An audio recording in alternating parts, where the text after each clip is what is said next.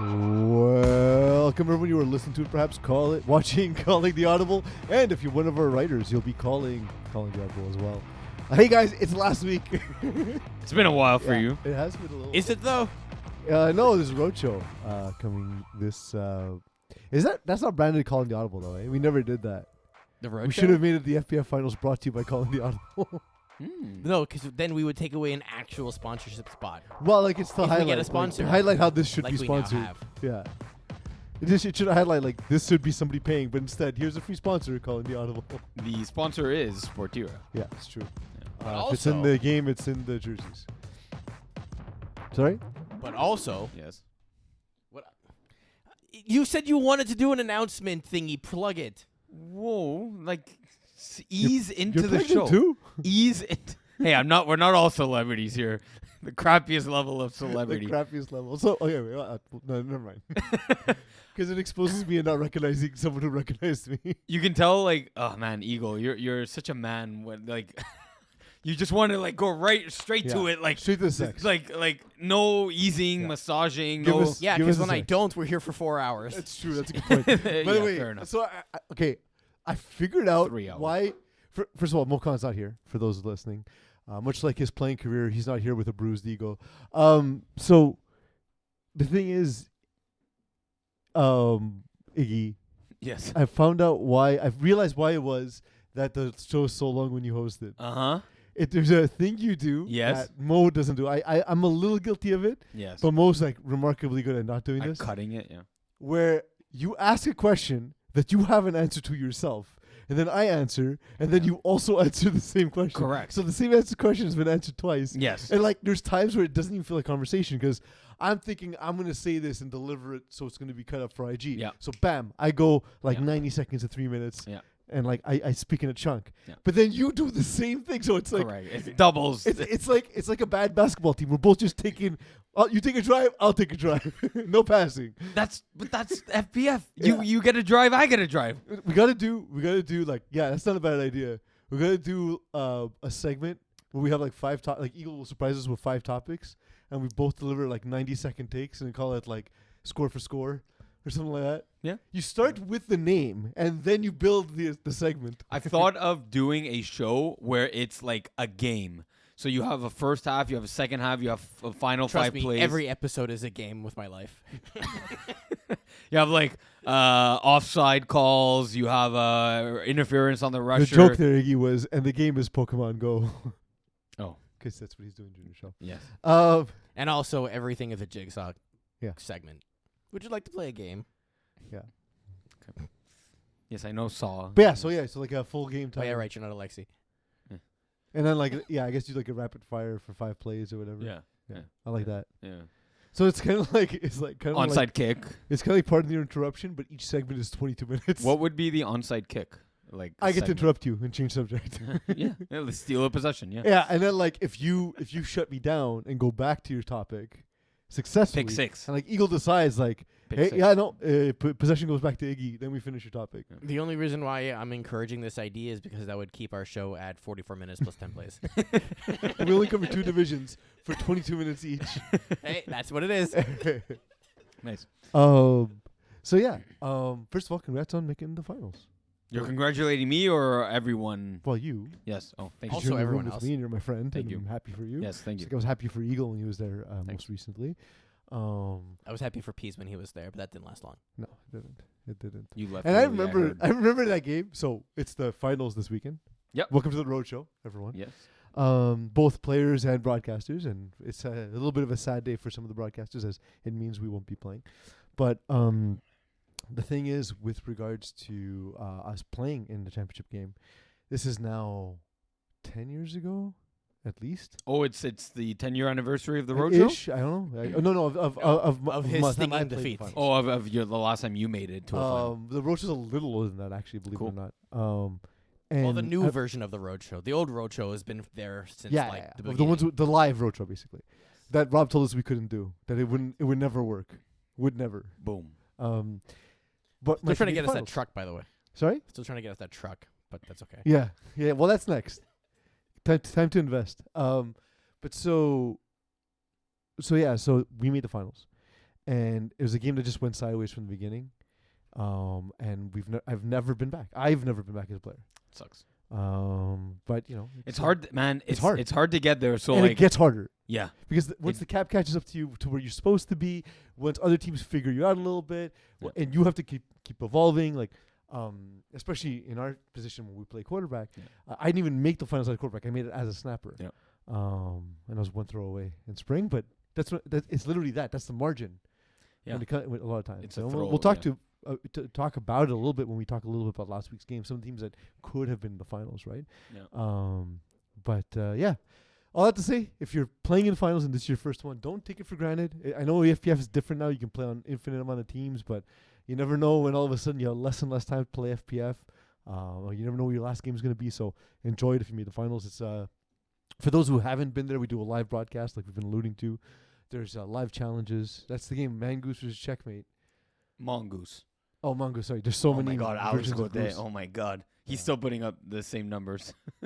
Yeah. Yeah. Yeah, that's Alex Godet, man. That's what he does. Like, For those watching on the screen, Eagle put up that score sheet. For those not watching, rather. oh, you played with Mint on that, Yeah. And me, We bought him into FPF. and me apparently, Mike Adana. Oh, yeah, Macadona, yes. But yeah, so for those who haven't been there, it's cool. The first time I went to see an FPF finals, I literally just went to go watch it. It was 2011. I just, buddy of mine and I got some five guys and went to go hang out at the Brossard at the Bell Complex Bell.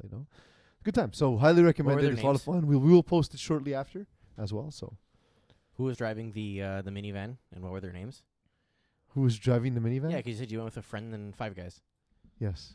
No, 5 games was the title of our next sex tape. Mm. But yeah, no, it was good times. Eagle is the first road show I'm going to be doing without Eagle. Eagle will not be there. So we have some. That's technically somewhat incorrect because Yeah. I'm actually flying out Sunday, Okay, and so so you're I gonna be will there be there Saturday? Saturday to help with the prep. Oh, then so I'll- wait. Yeah. So Yes.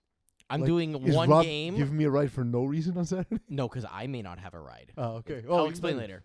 Yeah. But I will be there for the setup, and I will be there to coach the rookies to hopefully have the first game go quite smoothly, and then I'm going to fuck off. What is the first game, Eagle? It is going to be announced right after we talk about our new sponsor. Oh, we should have had a script this week. no, we do. Oh, I So didn't even know. check your emails. Okay. Straight from work, so I didn't check. FPF by Nike, Nike team. Wait, are they paying for us to say this? Yes, they are. Oh, then yeah. Oh, absolutely. Nike is my favorite company. I'm wearing Nikes right now. Dry fit. I am. Keeps you dry. They are not dry fit though. Keeps you Dunks. dry. Yes, they do And keep you dry. for those of you who can't find shorts, no pockets, Boom. we found the pair for you, Yeah, and they're reasonably priced. And They're- branded. they're branded FPF. Yeah. It's pretty cool. I've already gotten some questions about where to find it. Is it on our website now, Eli? Yes. It's supposed to be, but It is. the link is very hidden right now. No, Yeah, it's on the sliders at the top. Like know, I but I'm said, saying we the don't link have, is like, an very actual- hidden right now. Page, like a landing page for it. Why isn't there a big fucking shopping cart right up here or right over here? Fair enough. Yeah. Fair enough. It's almost like our go-to-market plan was not well thought out. Hey, my Instead, I headset have to popped. sit here and wait for the No, banner to you show can, up. you can, you can. You And hit why the would I do arrows. that? Because How you would I can. know it's there? Because you can hit the arrows. There it is. It's a Oh, no, poor that's- user experience, Yes. Iggy. It is. Yes. It really is. And no, technically, by the way, they're not the same. Because No, this I know. is know. the FPF shop, and this is the Nike shop. You're correct. So now we have two stores. Yes. Not confusing at all. Didn't you know? Wait, this. Oh, I knew. I'm just saying. No, but I know. so again, since this is a pre-show meeting, the two stores couldn't be one location. Oh, they could have. Okay, because I know of several stores that do that. Yes. But, like Foot Locker that puts all of their brands of shoes. Yes. But no. This is where you can get all the Nike branded stuff. So Okay, cool. check it out. For context, because we did get a couple questions in chat, there is the Nike Vapor 1 football here. Which is and the all-field best composite football one. there is. It's now the official Oh, it's football the of the official one. FPF. It's the, F000. So we More did like get, that. we literally got questions saying, does that mean I can't use my It actual did ball? look like that though in the posting. I knew what we meant, and I but still for a thought split second. I thought like, oh no, is people gonna ask if it's a new rule? So you don't need to use this ball, but this is the one you can buy Not a bad now. idea though to have like a standard ball. especially that they now sponsor us. They're our corporate overlords for So, which we have to answer If to. you guys, actually, neither of you will remember this. When the league first started, the flag belts, you didn't Rebound. actually buy them. You borrowed them from the I didn't know scorekeeper, this, yeah. and then you would get them back at the end of your game, and then they That collect sounds them and get to the terrible. next one. And so technically, they were doing the same thing with balls at the very beginning, Reebok, just to the keep a Reebok standard thing. game ball for the field. And then people were like, "Can I just use my ball?" And everyone went, "Oh yeah, that makes sense." yeah. We didn't know. Our first game, we showed up and thought there'd be With a ball waiting nothing, for us. yeah. Yeah. We didn't own a ball. Yeah. So, yeah, no, it's pretty cool. It's fun. I will say, they make great shoes. They have great labor practices. They have a The movie that came out recently about the MJ shoes yeah, it's is true. fucking You know what great. my favorite movie of all time is of course what's it called? Jumpman? No, I forgot. Air. Air. I haven't seen it yet. Air. But it's my favorite movie of all time. I pretty sure it's a different movie though. It's a Christmas movie, if I'm not mistaken. Die Hard? Well, no. Unfortunately, I'm contractually obliged to bump it down the list. I don't So know. now I'm my pretty sure favorite Bruce Christmas Willis movie is was Air. wearing Air Jordan throughout that There entire we go. thing. Well, Yeah, except for where he was very clearly not wearing shoes. Where it was the plot device. that was part of the thievery, though, right? They wanted the shoes. Yeah, there we go. That's the only reason they broke in. Yep. Nakatomi Tower would have been entirely safe. Nakatomi Plaza, sorry, would have been entirely safe if he was wearing a pair of Jordans. He would probably he would have walked in and he would look so fly. His wife would have left with him. Rumor is the reason why that company was doing so well is because they had an exclusive marketing deal with Nike. Yeah. There we go. We have 7 to 10 days left to register for the spring season or so. So And make when sure you do so, make sure you get balls by Nike there you go. and gloves by Nike, and we love Nike. So we have the road show coming up. We have 7 to 10 days left of The Nike road show, yes. Spring you're ruining it. We now sell FPF by Nike team merch, and of course the All Stars presented by Nike will be brought brought to you on Wednesday, April 26th, at Laval.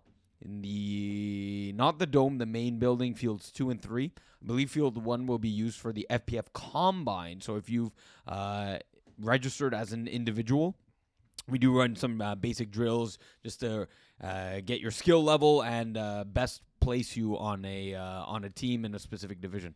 And I'm going to jump in here just for a second. If you're a captain and you're looking to round up your roster Yep. with 1 or 2 guys, Yep. come check it out. Because, one, you're there at an all-star game, so if you're looking to pick up a really good player, this is likely where you're going to find him. 2, if you want to go to the combine and pick up a player, they're going to be there at the same time, so double whammy.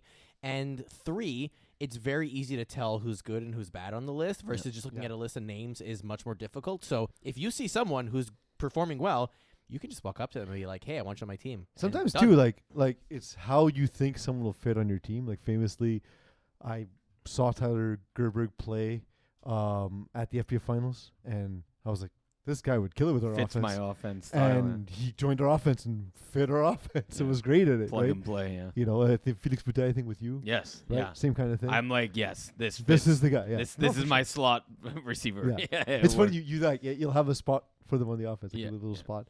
Well, is that it for corporate overlords, or do we have more Yes, stuff? that's it. That Awesome. is it as far as I'm aware. Yes. So, our first games are going to be in the co-ed division. So, kicking off the festivities will be the Co-ed Division 3. Yeah, co-ed division 3. It's 4:00 on Saturday.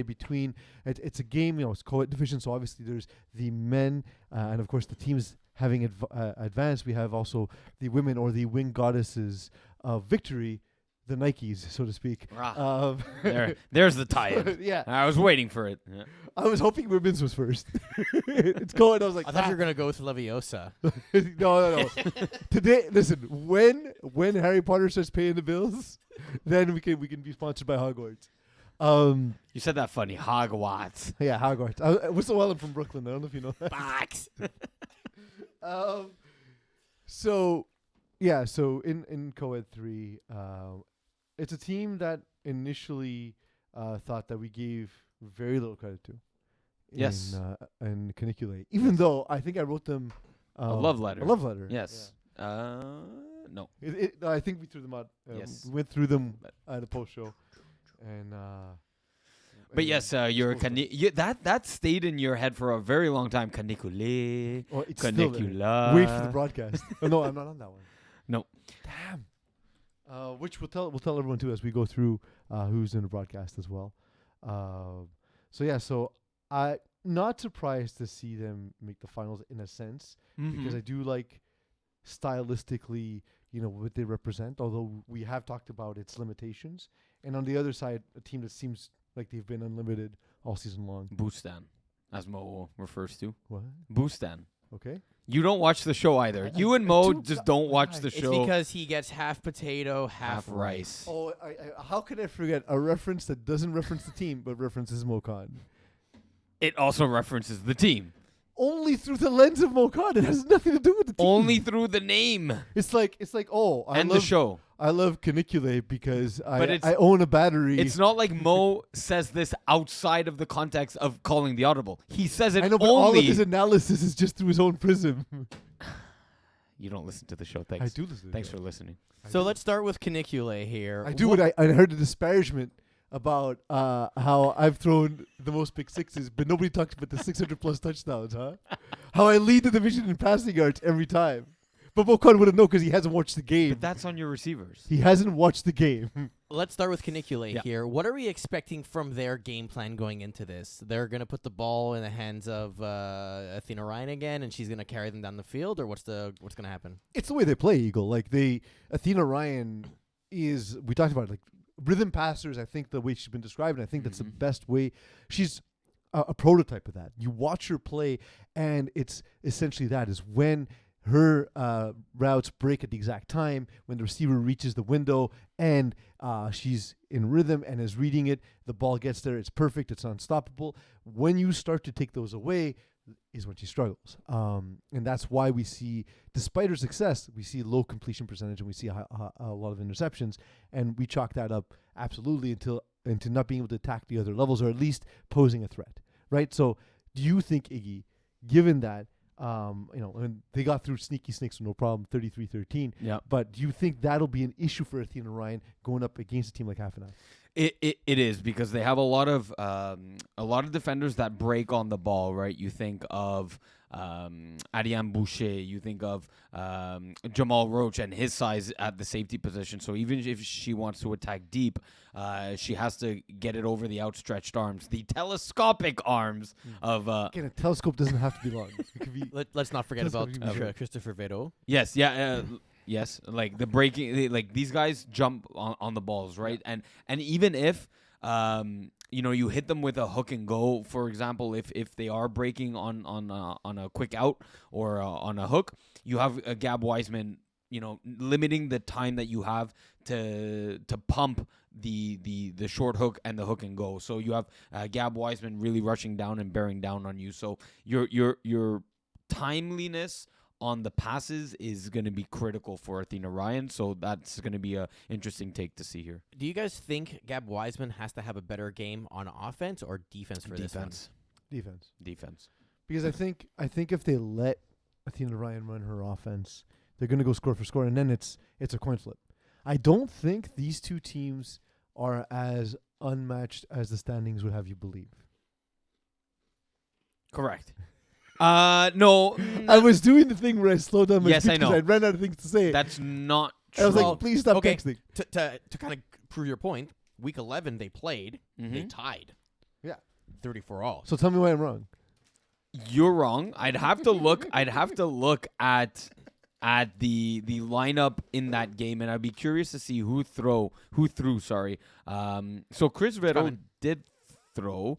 The stats look strange. There were a lot of pick sixes, rushing TDs. Okay, he ran all over them for 191 yards and 3 touchdowns. But to the point, though, we saw Canicule being effective on offense. And one of the things they do is when they need to attack different levels, I do kind of like this about Athena Ryan, is knowing that her strength is not throwing at the next levels, they will run plays to other people to make throws. And I like that they did that against a team that they know. Look, Half and Half is a little bit better, a little more well-rounded. Yes. And so let's not be egocentric. Let's not be Mokan, and find a way to attack a team that, on paper, and if you look at the record, should be a lot stronger. To me, that's a weapon that they've got. You know what I mean? That's something that they can exploit. Are you suggesting that they in like the box score of their regular season game that they use multiple pass throwers? They do a lot of throwbacks. Uh-huh. That's why you see like attempts at -5, -8. Right. Interesting. The other thing is those are sacks behind the line of scrimmage, by the way, and that's why yards are Yeah. attributed like that. Yeah. but like it's like essentially at some point I imagine half and half figured out and started sending second rushers and But that's the experience. That's the depth Yeah. and experience that half and half have on their offense to be able to quickly adapt to what Canicule was throwing at them. And now they already have that knowledge coming in. So what will this is the proverbial chess match of a flag football game is, okay, now they know a little bit about us. How can we take advantage of them maybe sending a double rush? How can we take advantage knowing that they will do that and set something up with like a double quarterback, but then with a second quarterback takes off on a fly, right? So that the initial rusher is caught off guard. Yeah, and in this game, like Athena Ryan 1 for 7, right? So it was a tough outing, but they made the adjustment early. Yes, that's the key. And that's to me, that's the key. That flexibility is kind of the wild card that makes this game. Yeah, fair enough. That actually is really an interesting angle for this one. I believe you and I are calling this game, Peas. Oh, we are. We do the first game. Yes, we are. have That's the first true. game. Okay, awesome. Yes. So Great. just like super we're happy. having a few knocking them down here on the show, as you may have seen, we'll be strong. We'll be strong to start. Of all the staff that we have, this is the staff we chose for April 20th. Yes. This one. Cool. Yeah. Great job. Da, da, da, da. Da, Da, da, da. So yeah. So I do think it's going to be a little bit more interesting. That said, if the game gets out of hand, there's only one option, right? Like if there's a blowout, it's only half and half blowing out Canicule. Right. Yes. Yeah. Agreed. So that we said 4:00. Myself and Iggy will be on the call. Canicule, please send all your hate towards Iggy because I've been a supporter. I don't know what you guys are on about. I don't know why it bothers me so much, but like sometimes it's like I just said something nice about a team, and they're like, "These You're guys trashing. hate us." Yeah. Did we listen to the same show? Yeah, I know. I know. Yeah. Well, like I listen back, like, what did I say? I listen back, I'm like, no, that's weird. It's complimentary. So I think they just saw the Instagram The reel, clip, yeah. and it was just like we were debating quarterback of the year or female player of the year in co-ed 3, and Athena Ryan's name didn't come up. Yeah. Or it did come up, but we said there were other good female players in co-ed 3, and that was shade apparently. I think because it was that she's the only female quarterback in the division, right? So like, Yeah. Yeah. And kudos to and her. look, hey, she's at the finals. Yeah. Right? Yeah, With her yeah, team. So yeah. Peas, we will have to move to Division 4. I know that is not.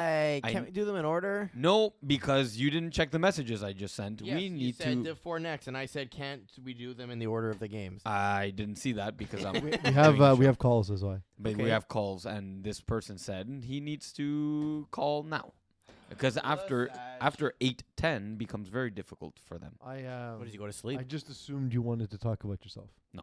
Yeah, that's what it is. No, we do have. That means we will be moving to Division 4. Yeah. We do have writer of this Morelli. year. Yeah, Raf Morelli joining us very shortly. We'll give him a ring, and he will. I don't know. I guess break down the semifinals and give him us a ring. Whoa, relax. You didn't win yet. It's not yours to give. I didn't say ring. Oh, ring, telephone ring. You got Banana two phone. There you go. There's someone listening finally, producing the show. shadows. There he is, producing the show. They can't hear the ring, can they? Yes, they can. Yes. I ask every time. I Yes. never remember the answer. So he will just give us a shakedown of his thoughts on the semifinals, and will also give us, of course, his preview of the finals. Peas. Hey, Raf. Hello, Raf. Raf Morelli, hello. Hello? How's it going, bud? You guys hear me? What's going on? We do. We're just starting to talk Div 4. Want to get your thoughts on the semifinal games between Diamond Bougie, Martin Leflag, and Kiss My In-Laws in Fort and Schlong before we go on to talk about the FPF finals in Division 4. So what were your thoughts about both games, either game? What you got? As I wrote in my article yesterday, I did expect that outcome for both of those matchups. I did think we were going to see a rematch of Fall Tier 3, I believe it was, between Diamond Bougie and Kiss My In-Laws. I'm looking forward to this Saturday. Hopefully, I can pass by and make the trip to Brossard to watch that game unfold. Like I said, nothing really surprised me other than Diamond Bougie only winning by a point. I assumed that they would have at least a 7-point lead, and definitely not that the scoreline would have finished 13-12. That was very surprising. Do you find that Jules Regenball's inability to score in this game is going to be a problem coming into the finals? Like, is this a testament to how good the Martin Leflag defense was, or did he just have a bad game trying to basically punch it in? Because 20 for 30, reasonable. 140 yards, not so good, right? Like, you're completing passes but not making a lot of progress on the field. I was very surprised at their inability to put up points because the week before they did absolutely fine on offense. They had no problems. And Jules just has a way of making something out of nothing. Like in our quarterfinal game against Blue Dreamers, I was in his face all day rushing him. I think I got like 7 sacks in the first half, and they just kept scoring. It did not matter. So I was very surprised. Honestly, Martin and Leflag are a very, very good team in Div 4, as they proved all season. They were 8-2. They had a strong defense. Guillaume Ranger is the two-way player of the year. So many pick sixes. Like they get the job done on defense. Yeah, it was actually anyways, it was actually 12-0 for Martin and the Flag in this one at halftime. They even had a chance to go up 3 possessions with it by scoring on the final drive of the first half. I know the box score doesn't indicate that necessarily. Someone's getting a flogging. It's a bit on the app, the phone app, but that's for a different discussion. So Diamond Bougie actually did complete the comeback in this one. Not only did they complete the comeback, scoring 13 unanswered, they also stopped Marcin on the Flag on a drive on the final drive of the game, where there was a contacting the passer penalty that set up Marcin and the Flag at the 8-yard line. A late thrown ball on an out route about 7 to 8 yards on the goal line was picked off by Diamond Bougie and essentially iced the game for them and brought them to the final. Raf, was there something that you wanted to talk about the other semifinal game, or did you want to go straight to a finals analysis? Well, like I said, I did predict Kiss My In-Laws to get the win. And you guys have been playing well all season, and I didn't expect anything less from you guys. So yeah, that's all I have to say. All right. That brings us to our actual final itself. So on the 7:30 time at Saturday Field 1 finals, what's your thought going into this game here? Kiss My In-Laws, Diamond Bougie. Let's start with this. What's the line where you'd pick Diamond Bougie? Like, how many points would you have to take Diamond Bougie? I have to at least get 6.5. Yeah, I was thinking 8.5. I'm thinking 2 scores. I think at least almost a touchdown is pretty much where I would leave it at. Even though Diamond Bougie's defense is like bar none in the division, I think Kiss My In-Laws' offense is just so explosive that I don't know how many turnovers Diamond Bougie forces in this game or turnover on downs. So I really think it's going to come down to how well their offense is able to keep pace. You played on how many teams this year? 3? 4. How many multiple interception games have you had? 5 or less. 5 or less in 37 games. Like it's Something a tall order. It's 40, a tall order for them to because I'm with you, Raf. Like for Diamond Bougie, they're gonna have to create turnovers because Kiss My In-Laws will score. They will put up points. Yeah, 100%. I have a hard time seeing Iggy with that roster specifically putting up multiple interceptions. I think if he makes a mistake, that's their chance. I mean, we did see him throw a bad pick 6 against Luzinar, in which they potentially could have gone for an onside kick and shooken up that game. But I think out of every playoff game they've played, and all 10 this season, that might have been the biggest mistake that Iggy made all year, and it really didn't look like much. Like the Luzinar was still far away from making a comeback and beating Kiss My In-Laws before the week before the quarterfinals. So yeah, I don't think that unless we're getting tip balls up in the air, like I don't see Diamond Bougie forcing more than one turnover, like a clean interception off of Iggy. What's an interesting matchup that you see here for the Div 4 finals? Do you see maybe a receiver DB matchup that you're excited about, or maybe a rusher versus quarterback? Anything pop out to you? Honestly, I think a good rusher matchup is for sure Lucas Quinville for Kiss My In-Laws against Jules Regimbald, because like Jules under pressure is still able to make magic. So I think it's really important for Lucas Quinville to still get pressure almost on every play and get 2, 3, 4 sacks to at least try to slow him down and get him somewhat off of a rhythm. Because I think if there is not enough pressure, Diamond Bougie will have a lot of success moving the football downfield. Looking for receivers and DBs, I do think that Vincent Benjamin has had a little spurt here in the playoffs coming out of his shell. As you know, he hasn't scored many touchdowns this season on offense for you guys, having him be like the third or fourth option, but that's a great fourth option. That's one of the best fourth options I could think of, honestly. And recently, I think he's at least at 4 or 5 touchdowns in your little playoff run. So I think he's a little big playoff run. Wow, some shade being thrown by Raph. No, I'm paying attention. Listen, when you're Grand Philly, they had a wonderful season. So, but obviously, as the number 1 seed, you're not playing the best teams as you're moving on through the playoffs. But they have to play the best second team in Division 4 with Diamond Bougie. There was no doubt in my mind that the fact that Diamond Bougie took down the REIT in the regular season, that they have the ability to make it to the finals and win one. That said, Iggy's in the room with me, Raph. He's saying it's not a little run. It was just cold. Raph, thanks for joining us, man. Thank you very much, guys. Thanks, Raph. Have a good one. Have a good trip, man. See you. Thank you very much. We'll talk soon. Yeah. Bye.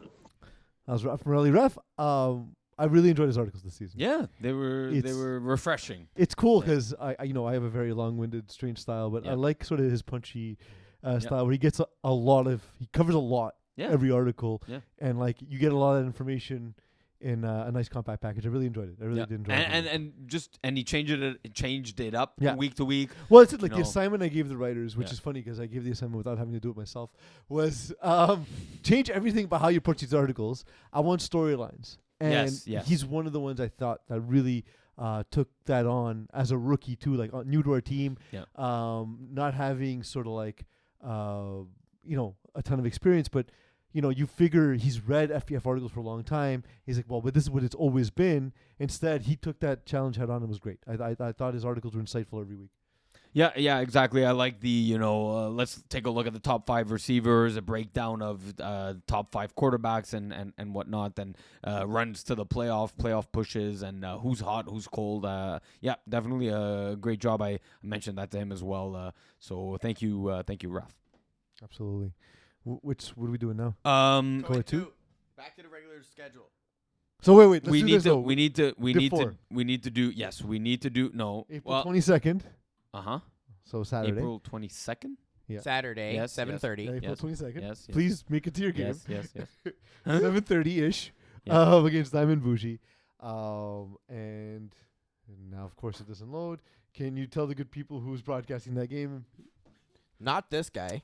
You are doing the GM, play with GM Caletheris. Yeah, I panicked because the sheet was blank. I don't have the sheet up, but yes, you it's myself and GM. Yes. GM's really excited. It's the first games he's called in a while. I don't think we've called the game together. It's been a long time. Mm-hmm. So I'm excited. I'm excited to take to the booth with him. Yeah. For those of you who don't know GM, we call him the resident historian because he can tell us any player at any time for any game what happened. So he'll remember the last game we called together. There you go. Yes. We do have to go off script and do Division 3 with William Power, who is going to be joining us. He's messaging me here on the side. I have a nickname for him.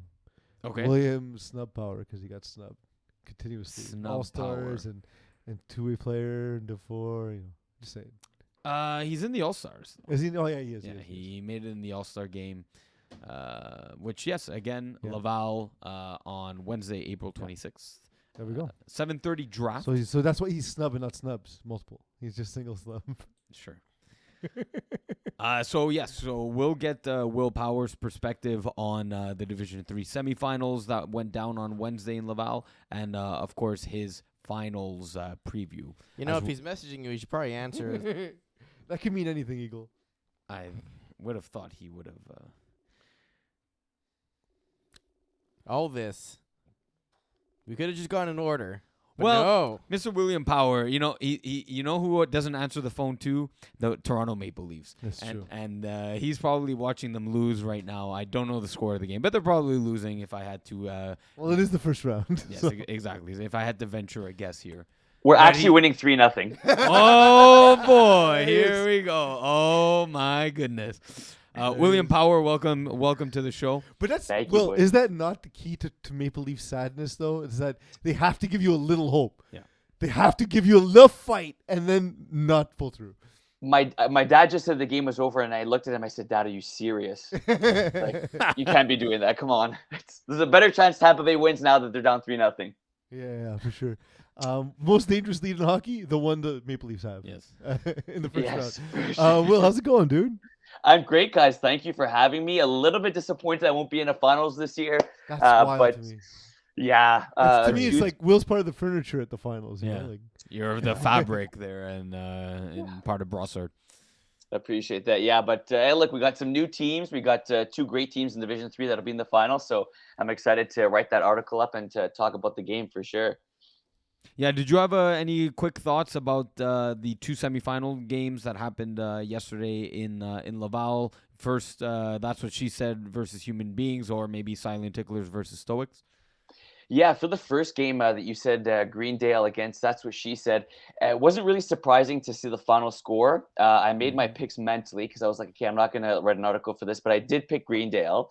But I wasn't surprised to see the score being a little bit low scoring, just because That's What She Said has great defense. Like they have ball hawking safeties, a great rusher in Pimont, and yeah, a little bit sad for Greendale because they had a really good season. So not too surprising there. And then, unfortunately, the Stoics run was cut a little bit short there, the Cinderella story, with them giving up 50 points to Ticklers. But I can't say I'm all that surprised about that one either, just because Ticklers put up points at will. It's pretty unbelievable how they score really whenever they want to, the Ticklers. yeah, I played against Jordan Panetta, and he quarterbacked for Game Changers last season when I played against them in Tier 2 in the fall. Yeah.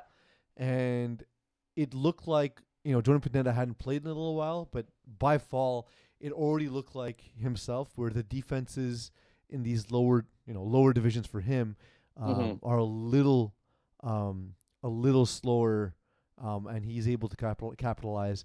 And he looked every bit of the best quarterback in the division, not only in the regular season but in the playoffs. But was that it? Do you think he was just too much for the magic of Chris Riva in the playoffs to be able to withstand? Yeah, I think that, Chris, I was texting Chris on the side, and Chris is a great leader, and like he had a really solid roster as well. I just think that it was kind of Panetta's year, right? Him winning QB of the year and his 2 stud receivers that he has. They're a very deep team. So I think it's just like the chemistry that they have and the way he's able to hit that deep ball. I think, it's just combination with that, the combination of the fact that their defense is also pretty underrated, our Silent Ticklers. So I think it was just exactly a little too much for the Stoics in this one, because I think that ultimately after the start that Silent Ticklers had and the run they had going into the playoffs, I think I expected them to make the finals. Yeah, it's it just, again, we've seen it ourselves. Will, having played Chris Riva in the playoffs, like he's just excellent. He just takes that next step. But Silent Ticklers, and I know we put a lot of that on Jordan Panetta, obviously because of his stature in FPF and his experience. But it's a great team.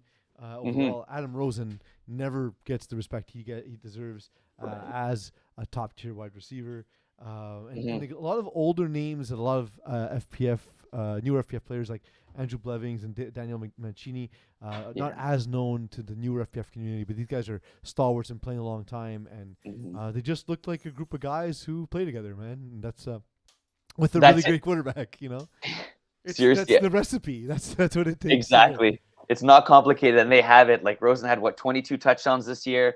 Mancini, I think it was around 18, but it's it's the speed that they have, those two receivers and the connection they have with Pineda is really like they're playing backyard football and they're just tossing the ball around. So yeah, it's I think now Mancini and Rosen definitely should be getting the respect they deserve. Yeah. So now we have That's What She Said, Silent Ticklers. You talked about the great defense of That's What She Said. We have the first of the Mike Persin games we'll talk about. First of 4. One of 4. One of 4. Yeah. The first time ever that's happened in FPF. And that team is going up against Silent Ticklers and the great quarterback and great offense that we've been talking about. So Will, I know the saying defense wins championships, but offense wins FPF championships. Is that the case in this game? Well, that's a great point. Am I making my pick now, or am I saving that for my article? Whatever you like. You can even go with different picks. One for the show, Wow. one for the article. That way you're right no matter what. You just, Okay. It's a hedge. All right, got you. Well, I think that the expression "defense wins championships" is great. I know, Pease, you and I aren't a huge fan of defense. We're more offensive type guys, and I think that just for FPF, I think that'll be the case here. It's just tough for me to imagine a way That's What She Said defense gets enough stops for That's What She Said's offense. I think that, I wouldn't be surprised to see them get 1 stop or 2 in this game. And look, if there's a team to get the stops against Ticklers, I think it is That's What She Said, right? Yeah. Talk about the defense they have. Mike Persin, Phil Farron, right, made the 7 games for them, so he's playoff eligible. They're really good. And I'm only talking about this defense, but quarterback Leon Chrétien, he's made a really good continuation to the season and made a lot of progress.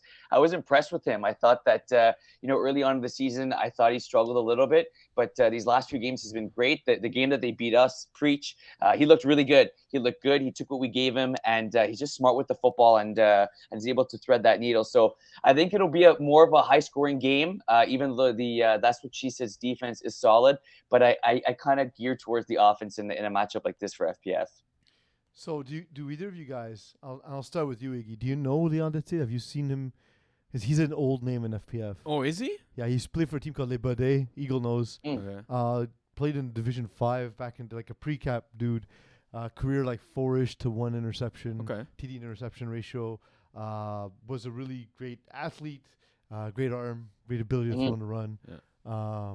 It was like one of these early low division powerhouse teams back when you would have teams coming back and playing low division, pre-cap, like I said, right? Right. Julien Paiement was Julien Paiement from the Buddies Eagle? Is who what? The Julien Paiement, was he from Les Baudets? Yes. Yeah. So Julien Paiement was on a team. Okay. A lot of these Which guys he's on went now. to play Talbot, and that's where Braves are from. So I guess that's the connection. That's with also where a Marseille. lot of them live, like in a bunch of Terrebonne areas. Exactly. So that's a little bit of history lesson from Nice. for you guys. I didn't know that. Yeah. If you check out his page, I believe so. Before this, he played for Braves U, but when he was with Les Baudets in his era of prominence, it was 2011, 2014, only the winter seasons. Okay. Oh wow. So Okay. it's been a little while, Yeah. but dude's a stud.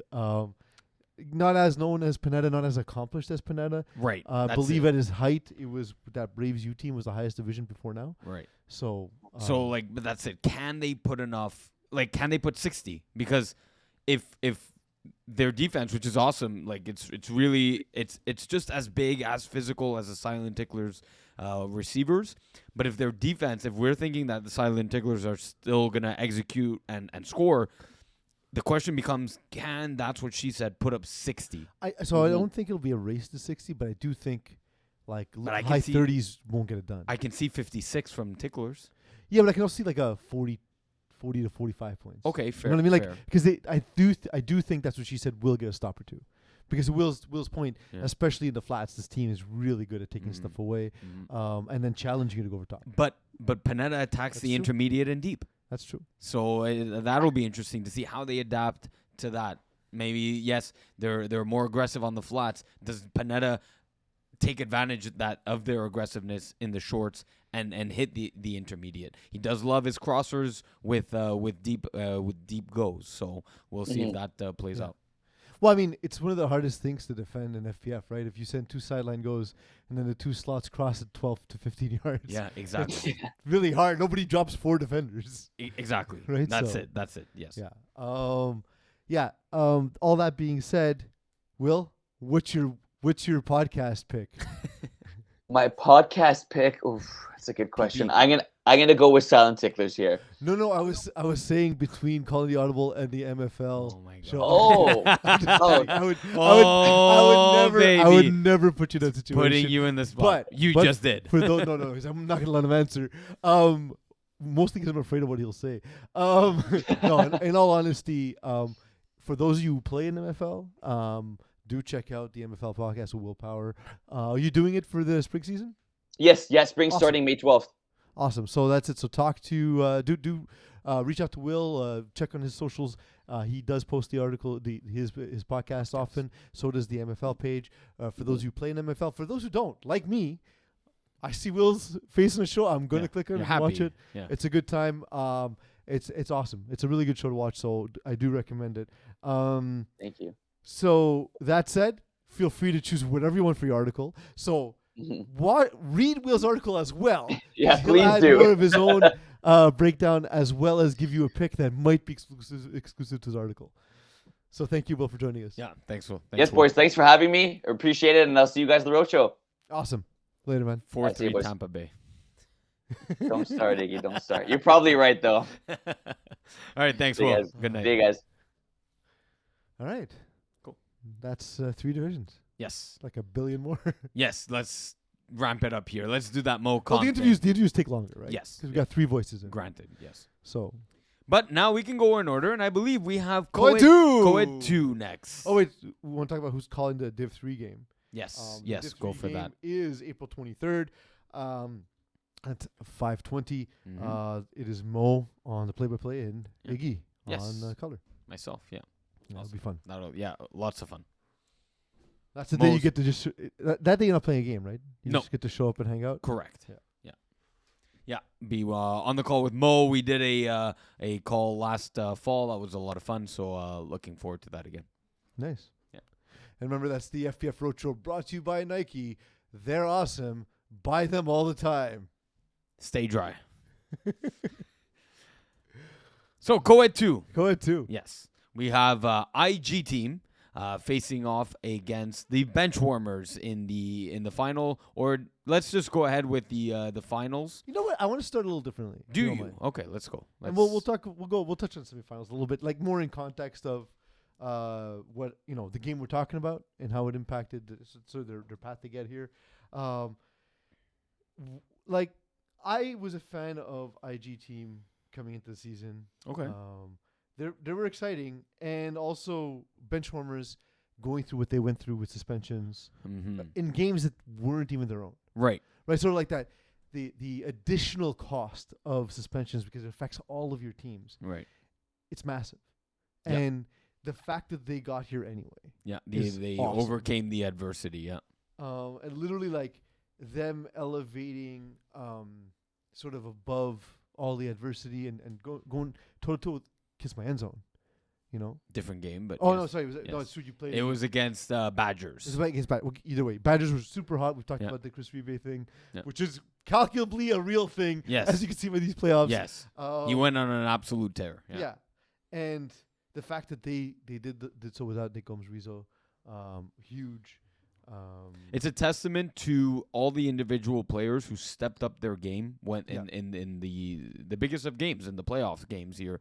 Whether it was Gab Wiseman and him, all season he's been battling this elbow or tennis elbow or golf elbow injury that he's been suffering. He elevated his game. Luca Cainvel was a big part of the offense. Constance Miller was very big in the game against the Badgers. And even Ariane Boucher, who doesn't get the shine, obviously because she plays on the team with Constance Miller, but like 2 big catches, 36 yards on 2 catches. That's Mhm. you advance the entire field on 2 Yeah. catches. You know what Yeah. I mean? That's playing a huge role for your offense. An entire drive, essentially, whether it was in the same drive or not. Yeah. You accounted for an entire drive, essentially. Yeah, that plays to or shows the depth of the bench warmers to show that they can go 4 or 5 receivers deep. That forces your defense your opposing defenses to be just as deep on the defensive side of the bracket. So bench warmers definitely have a lot of depth at the receiver position, and they showed it in the semifinals. IG team led by Ginsley Alexis. I've been impressed with him. He's just gotten better Yeah. and better and better. Well, just like having seen him in co-ed last season, he was a dude who wasn't fully playing the position yet, right. but you could see that playing in Division 1 with one of the best signal callers in FPF with Dan Lazara, seeing that he was learning the position, learning all of that goes into it. And, you know, Mo and I talked about it early in the season, Mo was saying like, oh, but I watched him, he's not there yet. I was like, but like that can happen anytime. And all the reps he was accumulating in Division 2. Again, don't forget, he was throwing in Division 2. That's insane. How much slower does Koa 2 feel back then? That's insane. Yeah. Are you like we talked about like playing in Division 4 and how that's mental. To start throwing your career in Division 2 and having success and making the playoffs with Touchfoot 450, yeah, exactly. That just slowed the game so much more. And we saw, by the way, we saw their team as well in Division 2 improve. Like we'll touch on Division 2 later, but we saw them improve throughout the season because of his improvement as well. Yeah. And it was, we remember saying like it's gonna be there. Like he's coming along, they're coming along, IG team are coming along. It's such a dual threat offense, and it's so hard to stop. And he brought that same offensive style that's just so difficult to defend to co-ed 2, and yes, we know, and that's one of the reasons. That's one of the big reasons why they're here in the finals. They played a semifinal game against Kiss My End Zone that went 43-42. So it went literally score for score, 7 touchdowns apiece. And both teams struggled on their 1-point converts. But at the most crucial time, at the point where both teams were 0 for 6 for converts, IG team score their touchdown and get the convert, the only one of the game from both sides. So out of 14 attempts, IG team score the extra point to go ahead by 7. And despite the fact that they still let a almost game-tying touchdown, they did get the final convert stop that they needed and had been getting all game, and that might see them win a FPF championship. This I don't want to take too much time on this, but interesting topic. You know how like teams don't trust their kicker at a certain point? At what point do you say fuck it, onside kick? After you went 0 for 6 on extra points. Yeah, you know what? It's not a terrible idea. Or I mean, more likely they'll go for 2 because they'll just say, let's try, something else. At least he can run, Yeah. Or also like sometimes just the spacing.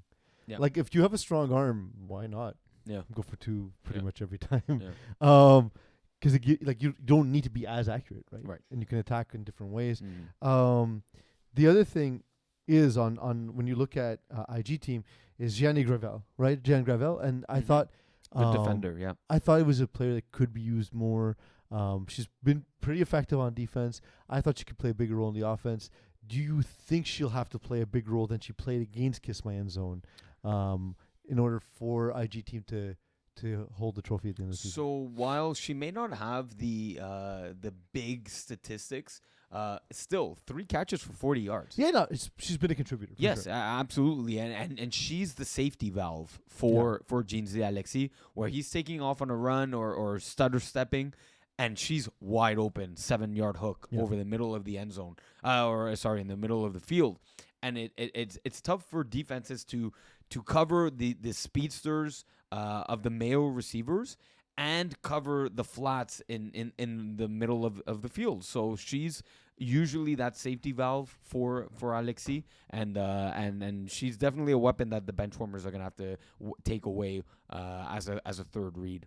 Yeah, absolutely. I'm curious to see if this now is just a bridge too far without, their, especially on the defensive side, without Nick Gomez-Rizzo, their best player for benchwarmers. Like now with the talent that they're going to face in the IG team, are they at a talent deficit to not have Rizzo?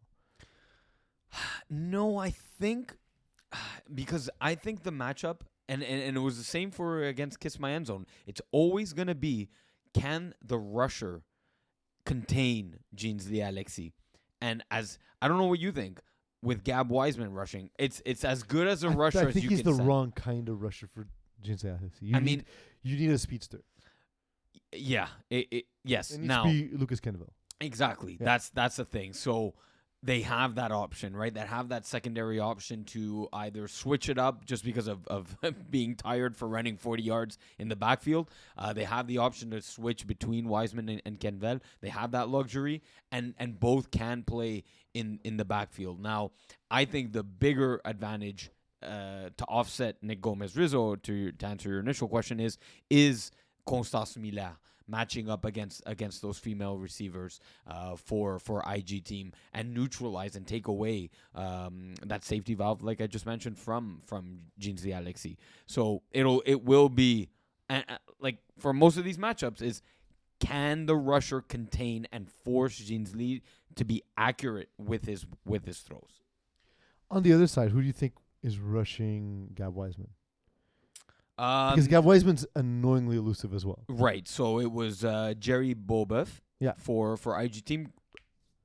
I think, again, But the like wrong the type opposite, of rusher. Exactly, because He's a bull. He's a Exactly. bull rusher, Yeah. right? Too aggressive. So yes, I've used the word slippery to describe a lot of quarterbacks. That's exactly what Gab Wiseman is. Very elusive, very shifty in a slippery way, right? You think you have him, and then just he makes a shift of his hips, and he's gone downfield. It's right? like trying to tackle the that floaty thing at the front of a car garage, like a car. Yes. What's it called? Not a garage, but Yes. a dealership, car Yes. dealership. Yes. Yes. Yeah, yes. that's what I think of when I see Gab Wiseman. He's tall and lanky and moves in unpredictable ways. If you don't know where the wind's coming from, you don't have a chance. Yeah. So that's I don't see that one being as much as an influence. More so the female defenders. Will they be able to contain Constance Milan, Ariane Boucher? If the bench warmers are going to win, a lot of it's going to come down to the female receivers. Yeah. Producing on offense. Who's going to be calling that game? Calling that game as Eagle tries to move us along. Thank you. Well done. Good producing. Is Brenton Iggy. Cool. Yeah. So the broadcast might go on too long. Yes, more than the 44 Yeah. minutes. I'm not worried about words being said, though, at least. No, so. at least. So we're going on to co-ed 1? Yes, absolutely. In co-ed 1, we saw the Northern Braves take down the Funny Club in what was not really a Northern Braves are the Northern Braves, right? With Joe Mayer and the weapons that he has on offense. And so Northern Braves are making the final, and their opponent, Peas. Their opponent is Fast and Furious. Yes. Yeah. After they took down I was going to say gut-wrenching fashion, but more like pulling together all of their strings as Ryan Piano Dobbs. fashion. Yes, as Ryan Dobbs-Garnett, the second string quarterback, came in. There was a transition there. Came in relief of Miles Gibbon, who was injured. He suffered an injury way back in week 7, toughed it out in their first playoff game against Leipzig, but Re-aggravated it, actually. Re-aggravate, yes, exactly. Sorry, thank you. So Ryan Dobbs-Garnett, with all the weapons around him, both on the female and receiver and male side at receiver, was able to put just enough points, and the defense was able to make just enough stops for them to make the final. I think that. What do you think about this game? For me, it's all about the offense. Well, can I also just add in a comment here? Just I know we like to shit talk Ryan Dobbs-Garnett a lot, but coming in playing co-ed 1, fresh essentially, like day of. Yeah, exactly. But also this is his first year quarterbacking, right? Right. So I will say this, though, like in all honesty, and like Ryan Dobbs-Garnett is a trash talker, right? We all know that. Yeah. I enjoy it on the field. He's also kind of dude for the most part. It hasn't always been the case. For the most part, it stays on the field, and when game's over kind of thing. And I always appreciate that in a player. But I will say, someone who talks shit about other quarterbacks and never plays quarterback, I have no respect for you. Yeah. So I do respect that Ryan Dobbs-Garnett, not just for stepping in for this team, but actually taking the plunge for a full season playing quarterback. Yeah. You know, going through that thing where for a second you think this is going to be easy, and then you realize, hey, you know what? It's not. It's difficult, and everyone says that for a reason. That said, Free Smoke, an athletic team, a team that has great male and female players. Gene Alexi, we just praised him. Yeah. He's a great defender too, by the way, for both teams. Exactly. And like he did the smart thing of not attacking where Jeans Lee is, right? Taking what the defense gives him and really making Jeans Lee a non-factor on defense. But also, can we just say, considering there were 25 completions, of which 24 of them went to 3 receivers, of which they were all men, maybe your defense should be doing something different. Just saying. Well, and so that's the thing. The worst part is Ryan Dobbs-Garnett built an incredible team. And as incredible as Kwesi Gordon-Wall, Marvin Steinberg, and James Drysdale are, look at the other targets. Kalen Beckles, Jessica Bostappen, Rachel Vellier. 4 targets. Yeah. 3 of the best female athletes in the league. The league. Yes. But he obviously, and can we, like, he won the game, so can we blame him? But he went with what he's comfortable with. Yeah. Like you're drawn in. Will that work in the finals? That's the right question, right? Because Northern Braves now are as good as the athletes on Free Smoke are. Northern Braves not only have the athletes, they have the experience, they have the acumen of flag football. So now, that being said, it's Ryan Dobbs won't be quarterbacking. Miles should be good enough to throw in this game. So because that changes things. It changes a lot. Yes. To me, it's 2 different teams. Yes. No offense to Ryan Dobbs-Garnett, but if he's there, they're a good team. Yeah. If Miles Gibbon is there, they're probably the most talented team in the division, top to bottom. Just across the board. Yeah. And going up against maybe the 1A in terms of talent. 1A, 1B. That's what you want, right, in the finals. I thought, for example, like a team like Kiss My Outlaws, a little propped up by quarterback play. But what we have here is, to me, the 2 most complete teams playing in the finals. I think so.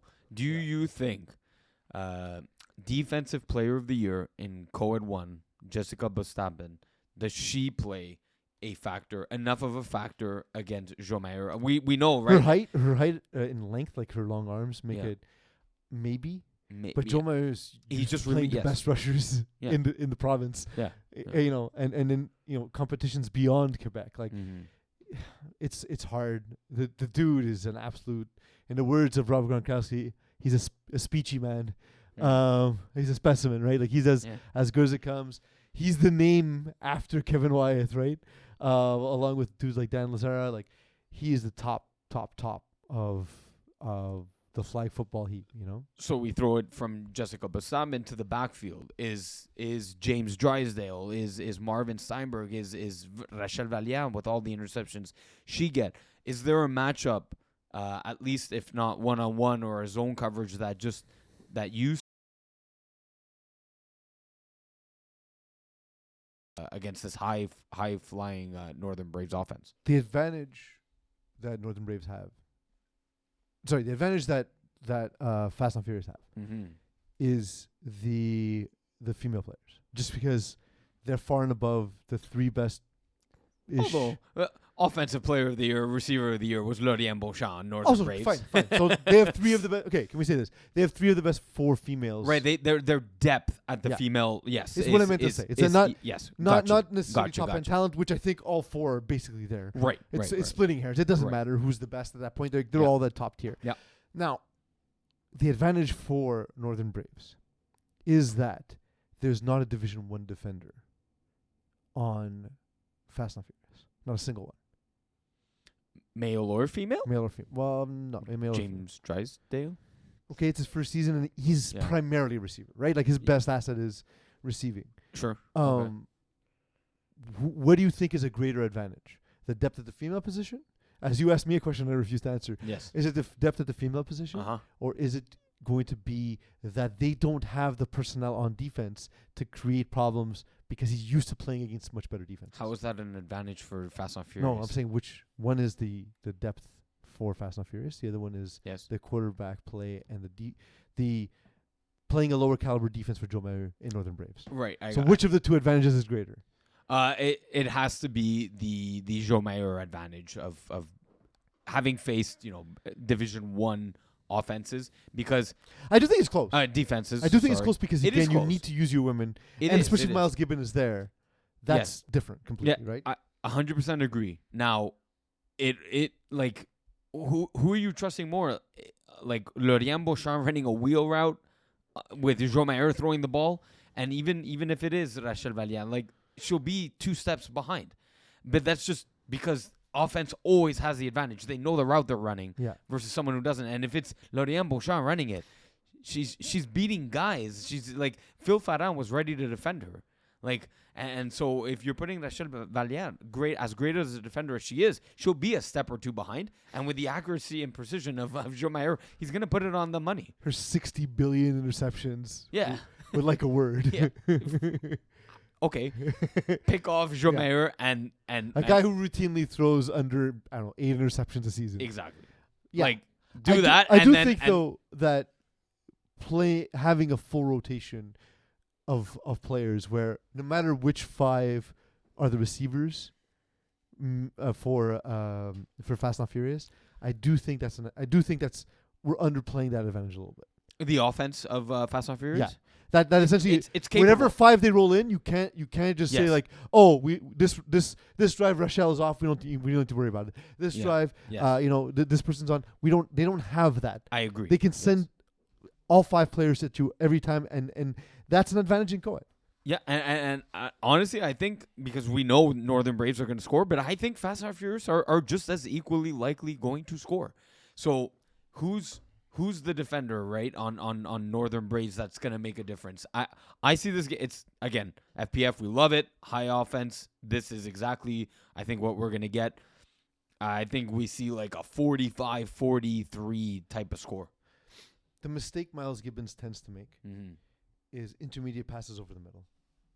He sometimes... So who takes that away from Northern Braves? The thing is, so like a dude who's primarily a tackle player... there's more space in the field, and that's one of the places where it's most deceptive is in the middle of the field. You don't realize how quickly defenders can close in. Right. And so I think either Georges R.E.P. He might not be there. Or a dude like Sébastien Lozon. That's the name I was going to say. They're clones. They're just monsters, basically. Yeah.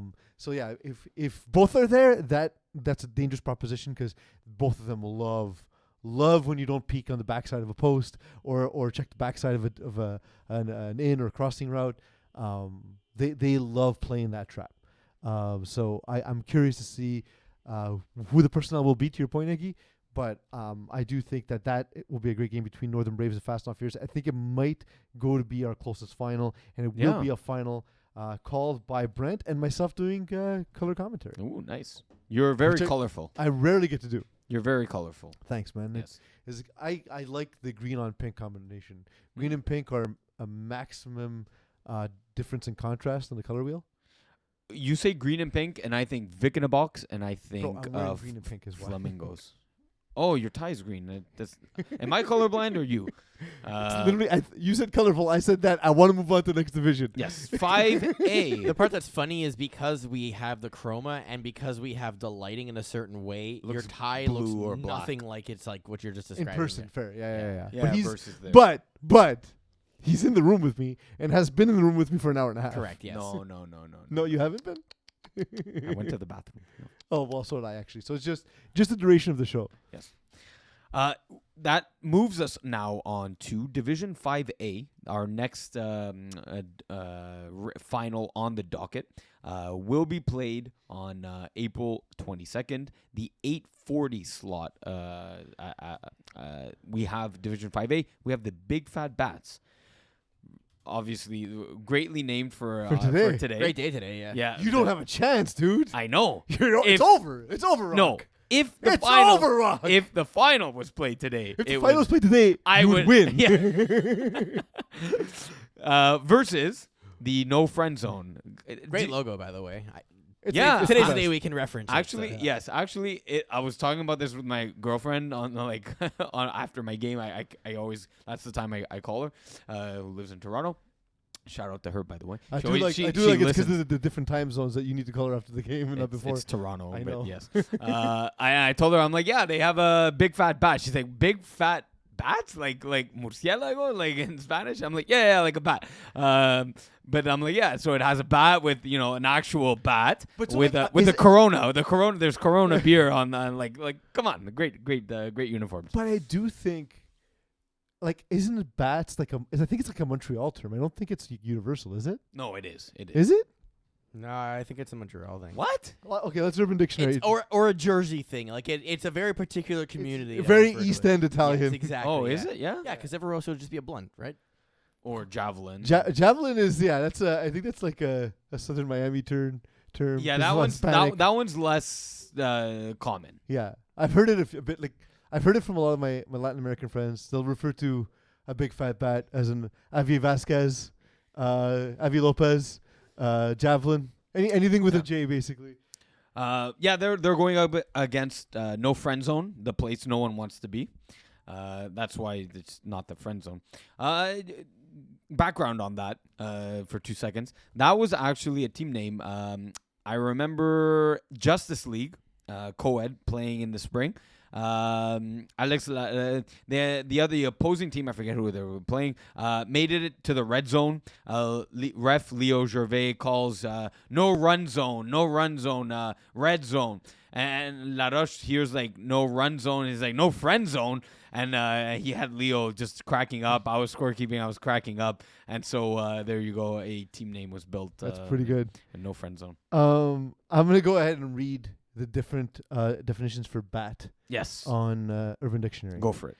And I won't read them in advance, so this is dangerous. You will. Oh, okay. Yeah. Because it is Urban Dictionary. An insult for an annoying person is the most popular. A web-winged mammal that uses echolocation to get its bearings is number 2. Okay. That's not even the most common. Yeah. Chicken of the Cave is number 3. I like that. Chicken of the Cave, by the way, great team name. Yeah, Chicken of the Cave. So Wow. I say big fat bats when they move up, their lower division team should be Chicken Chicken of of the the Cave. Australian slang means to masturbate. Oh, big fat bat. Just bat to bat. Just bat is Just wank or masturbate. To bat. Okay. A nocturnal creature that continues to receive bad press since the coronavirus pandemic hit. So very topical. And, Or look, that's the top page. I'm not going to the 7 pages that are yeah, here. yeah, yeah. But just to say, it's not. I don't think it's. I think it's a Montreal thing. Wow. Okay. All right. All to say. Okay. I mean, to be fair, that's where we grew up smoking weed, so that's why. But yeah, so I like this game a lot. It's one of my favorite ones on the docket. Speed versus speed. Yeah. Yeah, a lot of speed on this one. Yeah. I've been a fan. We're not endorsing speed, by the way. No. Yeah. by the We way. are endorsing Nike. If you Yes. haven't yet purchased Nike, you should purchase everything by Nike. Their shoes are amazing. Their laces are amazing. Their dry fit keeps you dry. Yes. Their wet fit keeps you wet. No, it keeps you dry. Keeps you dry also. Yes. Because they're all about dryness. Thank you, Higgy. Yes. Well, I had to keep you in line I there. don't think there is a wet fit, by the way. That's not a thing. I think that's a bathing suit. I think it's called cold fit, by the way. Cold fit? Yes. What's cold Because fit? they have heat gear and they have cold gear and they have dry gear. I think the cold one just keeps you cool during the summer. Correct. know what? Yes. No matter And what- the warm gear keeps you warm in the winter. During the winter. But no matter what it is, it's fire gear at Nike.com. Or wait, no, our website. Our IPF. website, Nike. Our store. website and wait for the carousel. Or advance it. God damn it. Yeah, so honestly, the leaps big fat bats have made I from starting to Love FPL. it. Love Insane. it's and the word is not Cinderella story like I said last week. It's the blueprint. The blueprint that Mo said of a team struggling in when you start your FPF career, like most teams do, struggling, and the development of Matthew Zepatelli. I've had numerous conversations with him. It's exactly what you want to see. Guys sticking with it, sticking with the pain points of taking your lumps, taking the big losses. Yeah. Willpower, Terry Babelis. These guys destroyed and said, I can't believe they're now in the finals. The strides that these guys have taken from 1 year ago, winter 2022, Division 6. And even from that point, like Matthew Zapatelli, we talked about, Yeah. 53% completion percentage in his first season, right? Early on, right? Early on. Uh-huh. That's fine. That's okay. That's Like, pretty good. we always say 6th year batters, kind of what we're looking Yeah, for yeah, quarterbacks, right? But like for your first season, it's fine, right? Yeah. But to make the jump from next season to over 60, and this season over 70%, 70? Yeah, that's awesome. like that's, in 4 seasons, man. that's 4 seasons. That's really that's great progression. Like Yeah, and like he's still like still 34 rushing attempts. Like he's going out there making plays. He's not worried about everyone says you got to be a pocket passer or whatever. No, he's going out there making plays, and he's spreading the ball enough. I think that the team doesn't seem to annoyed the fact that he runs and that AJ gets so much of the targets. Like it's enough threats everywhere that you can't just focus on defending defending them simply the way you could have early on. Yeah, I mean, so in this one, obviously I'm in the final, so you guys are gonna do more of the talking. High offense, right? We agree this is gonna be like 6 touchdowns each, and might come down to converts or who gets the 7th touchdown, right? Offensive game. So it won't be like week 2. No, so in week 2, we'll talk about this for 30 seconds. Here, were you? I wasn't here. So very different lineup for no friend zone. I wasn't there. Snapper. I'm just hearing excuses. Iggy. Snapper. Maybe you should have been at your game. Jeez. Maybe. I was in New York, different state, different Not city. Toronto? No. Your girlfriend's upset. Yes, she was. No Snapper and Alex Laroche. So Was he in Toronto? I don't know where he was. But find out if he was in Toronto. And no Jerome Hovington. He wasn't getting friend zoned. So the lineup, no friend zone again without Jerome Hovington. Yeah, two-way all-star in Division 4. Whereas Big Fat Bats had Sam Mashtub, and albeit they are now without him, they did replace him with quite formidable replacement in Jordan Lassard.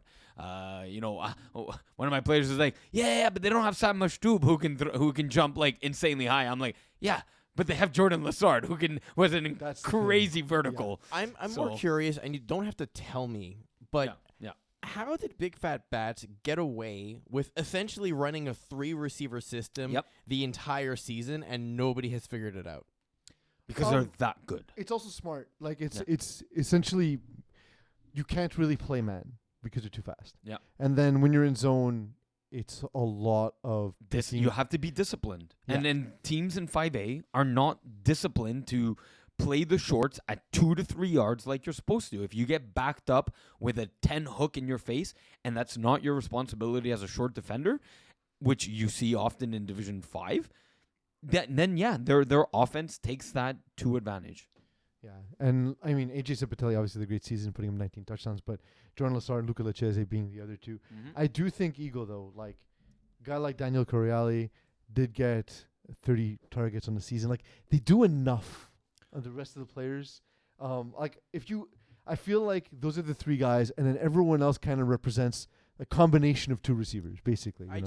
So here's.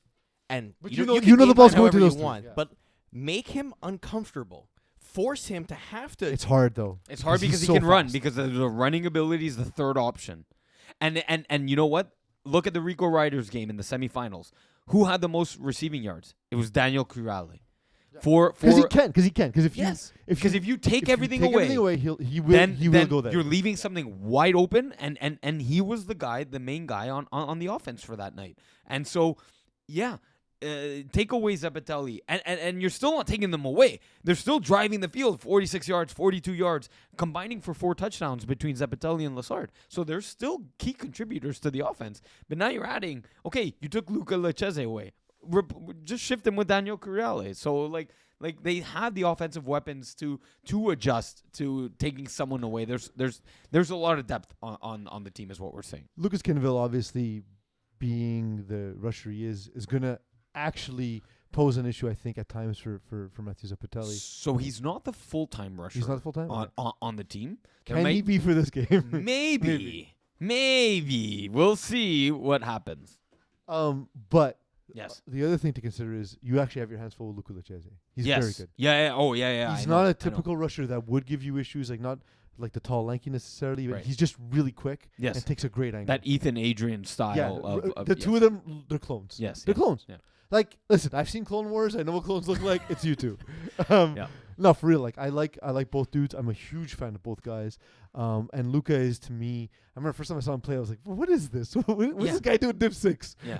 And it's amazing how good he's. Like, we talk about progression at quarterback, but learning mistakes of taking too sharp an angle, being too quick, missing flags. Like, Luca's cleaned all that up. every time I've seen him since, he's been amazing. Yep. Every single time. Yep. So honestly, excited for this game as well. I do give personally No Friend Zone a little bit of an edge. We'll see if that factors into my pick. I just think the experience that you Iggy have at playing in a higher division, and again putting together a team that is stacked for the division. I GM my way into this team. Listen, you have the advantage of not having big cap hits and Jerome Hovington and Lucas Kenville. It allows you to add guys like Felix Boutet. And by the way, we never talk about Anthony Peltier on your team, which ridiculous. So the underrated. best receiver on so many teams. Yes, so underrated. He's the X factor on this team. team. Give me a percentage of teams in Division 5A where Anthony Peltier is the best receiver. 40% of the teams. Easily. Yeah. The number in my head was about 60%. Yeah. He's not AG Zepitelli, but not this specific game, but generally. So like if not for these two teams, he could have easily been the best receiver on the field for either team. You know what I mean? Like if it's a final between two other teams and he happens to be on that team. Right. Just like we said for Curale with his 56 yards. Curiale, whatever. But yes. I was trying to make it more Italian, but I made it less Italian. I think it's an Italian name. He is Italian. Okay. Curiel. Anyways, just like he was the leading receiver, although Boutet was that for No Friend Zone with 74 yards, Peltier was the second leading receiver after that. So guys that can make differences for both teams came up to show and showed up in the semifinals. Iggy, you admitted that we were drinking on air for no reason. Just so you know. You can't see it. You can't prove anything. Yeah. Looks like a you Corona. go. This is a sober show. All right, Division B. Wait. Who's calling? Who's calling Who's calling the game? Who's calling the audible? Calling the audibles mean you, Iggy. Yes. This is a show you're watching and perhaps listening to. But in Division 5A, Mo and GM will be calling that game. Nice. And it's going to be April 22nd, Saturday. So your second game back to back. It will be. Another thing to consider. We'll see if that plays in. Yeah. Yeah. At 8:40. Cool. Thereabouts. Yeah. Yeah. What's next? 5B. 5B.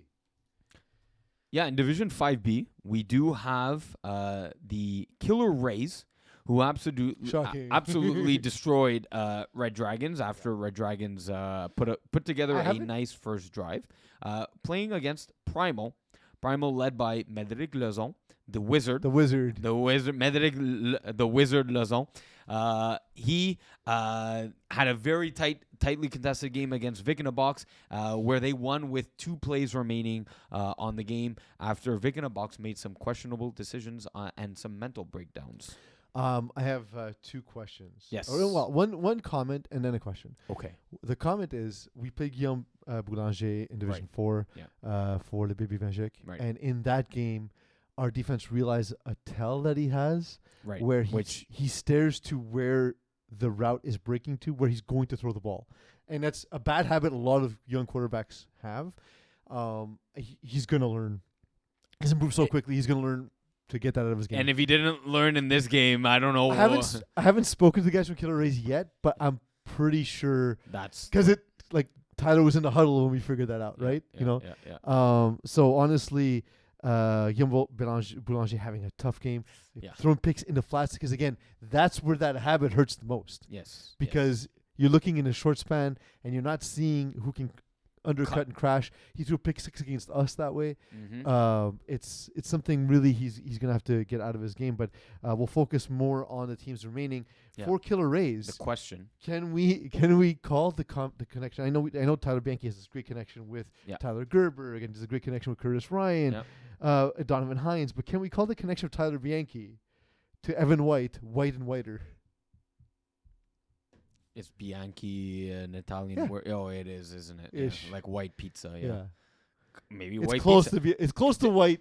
Do we have a new nickname? Did we just come up with it? White pizza. White pizza.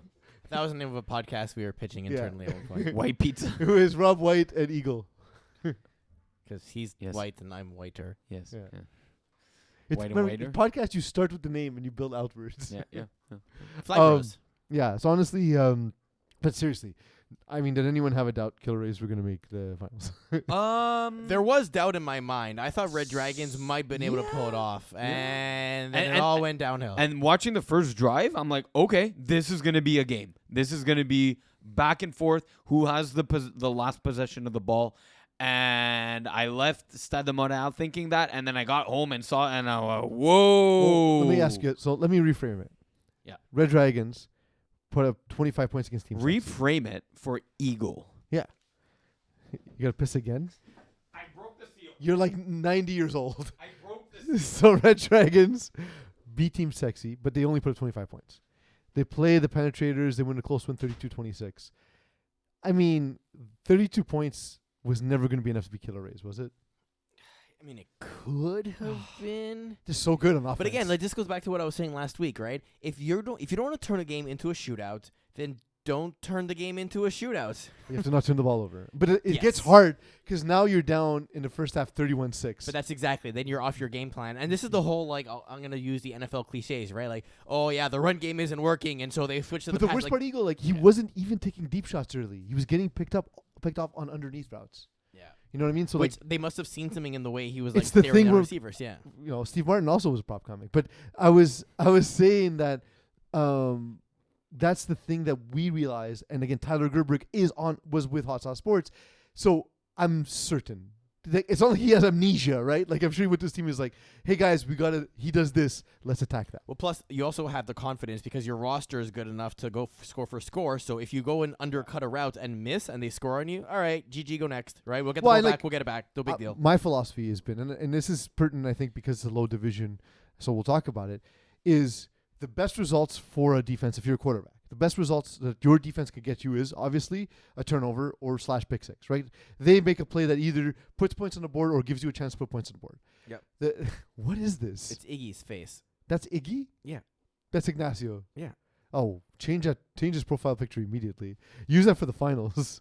But so the next best thing a defense can do after getting a stop is allowing a touchdown quickly. Yeah, exactly. If you're gonna let them drive 10, 12 plays on you, it's puts so much pressure on the offense. So, you know what I mean? It's one of those things where I always say, like, you want to win slow and lose fast. Absolutely, and like that's the thing is like, so in a game. Yeah, Whoa, you bastards. why? What's wrong? Yeah, What's yeah, wrong? what's wrong? Hey, nice to see you again, Iggy. I'm not, that's not my 420 meme, by the way. It could have been. It could have been. Every year on 420, you have to change that to your avatar. But on the other side, we talked a lot about Killer Rays, and we'll get back to them in a second. But Primal, I joked about early this season. They're named after a terrible Nick Cage movie, which I will never admit is terrible. As to me, been sort of like one of these teams that we didn't know what to expect early in the season, but we got an idea fairly early. Oh, they're gonna be good. They're gonna be good, right? Yeah. And that's kind of they beat what could have been before you joined them. And as soon as in that handshake, I'm like, you guys are going to the final. Like, Yeah. good luck in the And final. they beat you guys again. That's what I'm saying. They beat them without you and then with you, right? There wasn't a doubt in my mind they were going to the final. This to me is amongst the best possible championships when you have Killer Rays. Yeah, going really, against Primal. really good game. Yeah. And it comes down to Mythic Lozon is unassuming in a sense, but he's a really good flag football player. Mm-hmm. And nobody knew him because he didn't play here. I think he played in Talbot. Tabban, yeah. But when he joined FPF, he was immediately good at quarterback because of his experience elsewise, right? Yeah. And then not only that, but then playing with Jared Buck, right? Getting a few plays off him to triple slants probably came from him, and he runs it as good as anyone can, really. Yeah, and having guys like the Touchabot, Valerie Shelder, like there's talent on this team. Yeah. Primal's a really good team, top to bottom. We saw in the game against what could have been Iggy against you, Yes. seeing so many passes knocked away, so many PDs, right? Like Yeah. that's not common because you're usually throwing to wide open receivers, Right. and. And, I know it's not a roster that you built, but still, like your concepts are what they are, Right. and you're playing in two finals because of your level of execution, Right. and they were able to get to the ball constantly. Like, look at that game, Eagle. If you look at that game, what could have been versus Primal, look at what Medric Lozon can do in a playoff. Yeah, one game. incompletion. One incompletion. Was it a throwaway like Pat Mahomes in Maybe, the playoffs in the finals? It was like if it pulls it up, 20 of 21, 224, 7 TDs, no picks. Hold on, I gotta go find it now because it's important to So me. do incomplete. Just search incomplete. There's gonna be a lot of incompletions. You get a lot of Iggy's, but a lot of me, but only one. there can only be one. It's the Highlander game. So he went. It was perfect in the first half. Is that what? Yeah, so that's far, what I saw so here, and far? I'm looking for when it is. It's late. This is a Very late. scrolling podcast. Is great audio. Yes, it's just absolutely This riveting. is what you're podcast. missing if you're listening. You missed Scroll, it somehow. scroll, Oh, scroll. I missed it. You missed it. Well, Oh yeah, amazing. Let's let Eagle look at it, and Yeah. we'll talk. They survived Max Bura having a ridiculous game, being the glitch. the Madden glitch. he's kind of got that willpower thing where he's doesn't look like he's an alien, but that's how they take over our planet. yeah. Yeah, it's gonna be a bunch of willpowers and Max Furas, Yeah. just destroying world governments.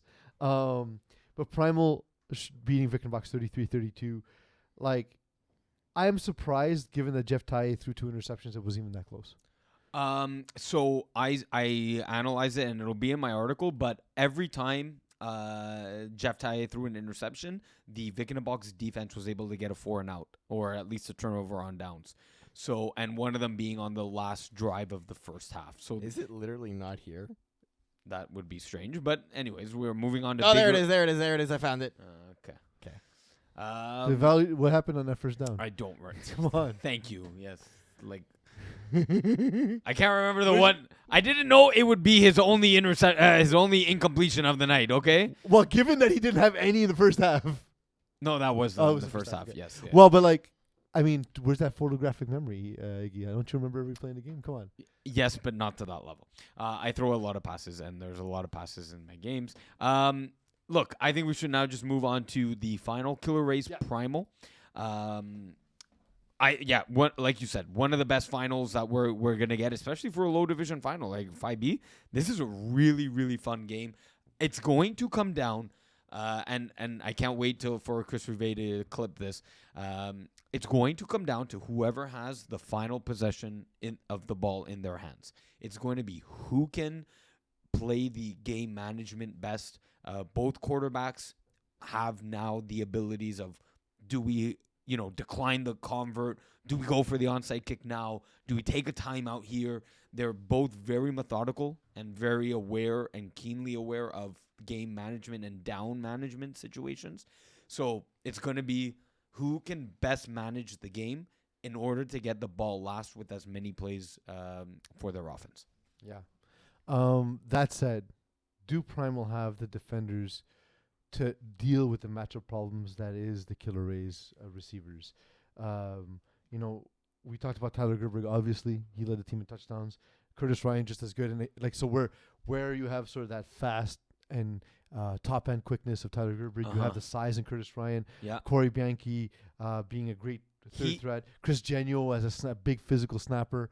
So it's going to be on the depth because for Tyler Gerberg, you have Antoine Chabot. For Curtis Ryan, you have Alexandre Roel. Excuse. So close though. Yeah. One letter. Yeah. So it's going to come down to that third matchup. But even that third matchup of Corey Bianchi, you have Emile Chateauvin playing Division 2 with Braves 2.0. Yeah. You have a Division 2 player in the 5B team. So looks like we gotta start scouting Terrebonne, huh? Yeah. So Chris Genio, now your fourth receiver, that might be and Donovan Hines. What it is it's two big guys too. So like, how do you maximize that? Like, how do you use their size to your advantage? So I really think they really go player for player down the lineup, and that's what makes this one so interesting. Yeah. So I'm curious, and I wonder if Primal decides to go to be a man heavy game, if that actually plays to their strengths. And if Killer Rays have the concepts to break that, I believe they do. To your point, Iggy, I think it'll be this might be the closest spread. This might be the closest spread in all the games. To me, it's almost a pick 'em, maybe a point or two. Yeah. That's what you're looking. Could it maybe come down to overtime? Overtime converts. It's gonna be in the margins. Yeah. That's what it comes down to. Yeah. Who's calling the game for Division 5B finals? Mo and GM stay in their seats Cool. because by that point, Peas and Iggy will not be in any condition. Iggy will be We celebrating. won't be in or any sad. condition. Yeah, Yeah. I will have no condition. No No conditions. condition. Yeah. I will have no condition. We're unconditional. Yeah. Yeah.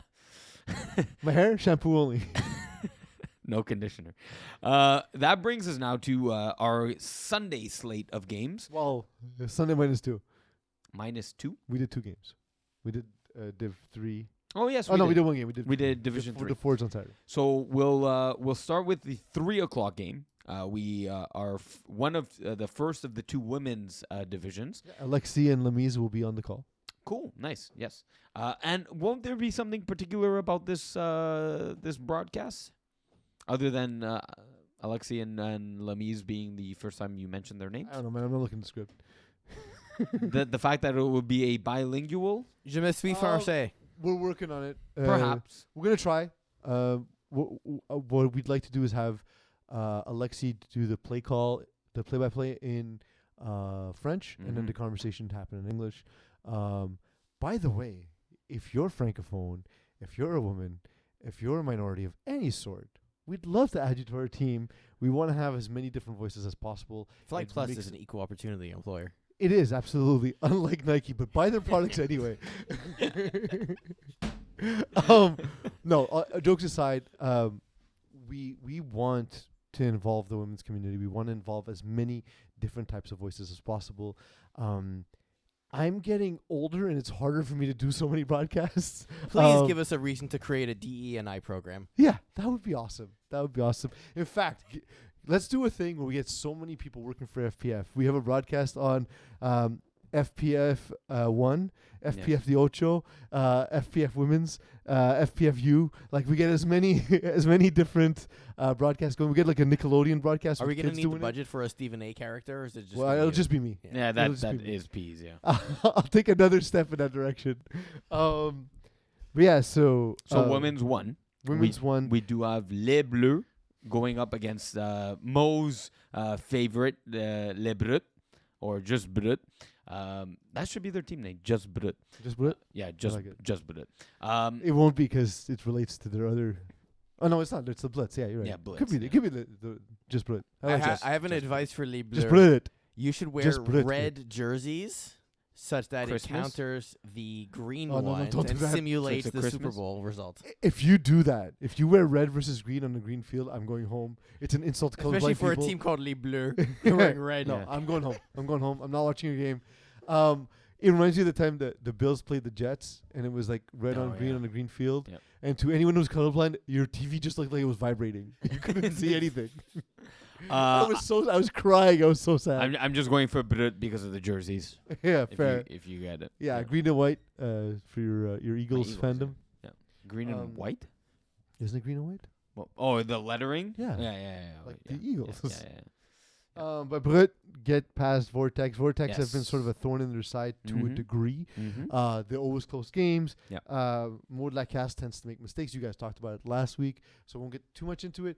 But they move on. They're going to face now, and again, I will say this: Maud Lacasse said she was worried about the university teams, right? Okay. But she's fared well against them. She's been great. Here she is in the finals. Yeah. She must feel a weight off her shoulders after getting past Vortex and after not playing her best game again. So now, to me, it kind of feels like this is her chance to redeem herself. And the competitor that she is, the player that she is, I don't doubt we're going to see the best version of her against Les Bleus. But again, I know we tend to, especially when you and I are on, we tend to be quarterback centric because we view the game through that prism. But who needs to have the biggest game on each side of the ball, whether it's one person or multiple, for Les Bleus? For the Brut, honestly, it's no one on offense. Their offense is there's so much depth on the offense that it doesn't matter. Any one of these receivers can be the top go-to receiver. So who's it going to be? That said, it's going to be Laurence Pontbriand. She's such a matchup nightmare for any player that she's going up against. And the player we need to watch out for on the defensive side for Les Bleus is Erika Bastien. She was defensive, I believe, if not two-way player of the year in the women's division. And she had 15 interceptions. Maud Lacasse has been known to throw that late game interception, which is so key. And Erika Bastien is likely gonna be the one that's gonna cause that turnover. So that's gonna be the interesting matchup. I think Laurence Pontbriand versus Erika Bastien. Yeah, it's I mean, again, I feel like Brut are interesting in that their depth on both sides of the field is really something special. But 5 400 or more yard receivers.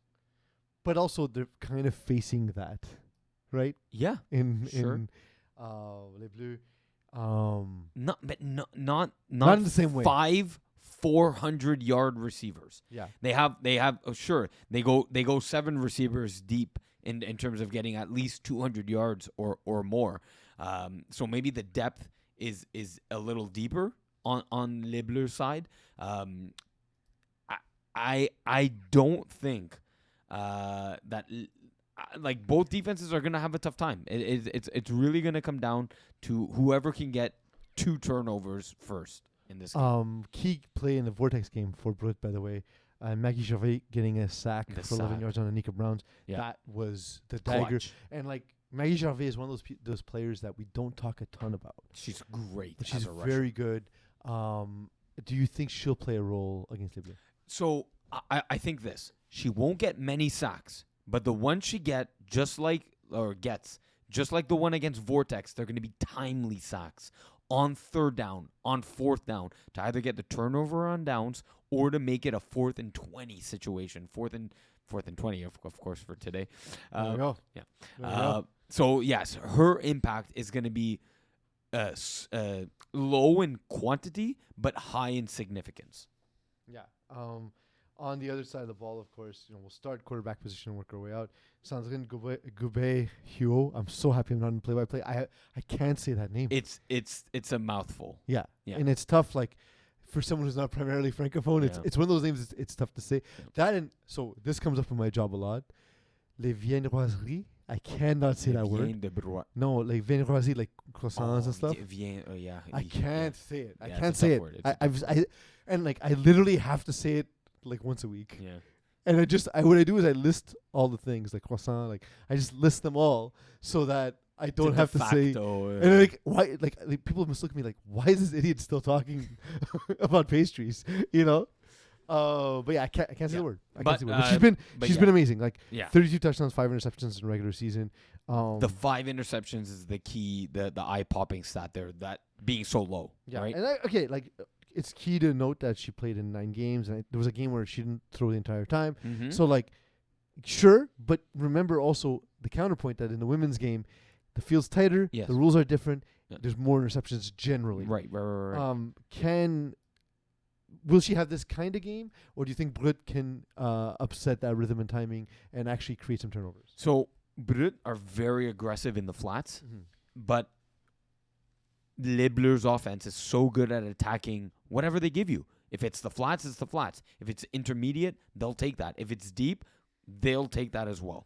And Sandrine is the quarterback to dissect the defense, and she's if she's on top of her game, she's not maximum 1 interception, and it'll be because it'll be a 4th and 20 situation like I mentioned, set up by a sack by Maggie Gervais. For Brut, however, last time they faced off against Les Bleus, it was a 44-12 loss. We saw Métal go off with three touchdowns. Yeah, she's Emma huge. Racine, we talked about how on so many teams she's the best player by such a wide stretch, and here she's just part of this ridiculous machine that Les Bleus have built. But she has a huge game, catches 3 balls, 2 of them goes for touchdowns. She was the finals MVP in the Fall Cup. Yeah. With Vortex. Yeah. Right? So absolutely. she's already done it at this big stage. She could be the all-star, the MVP coming out of the winter finals as well. And Joyce Jenner, both sides of the ball, she's been amazing too. So I think this is going to be interesting in that they're 2 high executing teams. Les Brut are prone to make a few more mistakes, but coming with that is the chance for big plays, where and Brett are methodical in a whole other way too, but Les Bleus are the definition of that in a sense. You know what I mean? Like, yes, they don't necessarily hit you with as many options constantly, but their concepts and everything are so well executed. And honestly, if there's a name, I think we know the names Emma Racine, Clara Baudouin of Les Bleus. I don't know why I anglicize her name, by the way. Emma Racine. I do that all the time. Yeah. Did I just do that? No, you did the right way. You said it in French. Yeah, I don't know why. Okay. There's some French names I anglicize, Yeah. and I don't know why. I'm sorry. If it's not pronounced that way. But I think an X factor in this game, if the Brut are able to take away the Erika Bastiens, the Emma Racines, the Clara Baudouin, and Mathilde Renaud, which already you have to go 4 receivers deep. I think the 5th receiver, Chloé Courtemanche, she could be an X factor in this game that goes off, and don't be surprised if she gets like 1 or 2 touchdowns that really are big key touchdowns, like on 3rd or 4th down. Early Bird gets the worm, April 23rd, 3 o'clock. That's the women's final. We'll move on to women's 2 at 4:10. Mm-hmm. Also Game. called by Alexia and Lemise, correct? Absolutely, yeah. Yeah, they're going to be doing that bilingual broadcast. We are sensitive to the fact that the women's league is more francophone. Right. And again, we want more francophone coverage in general in FPF. Yes. We also want to have. I'm happy we're saying this during the women's part of the show.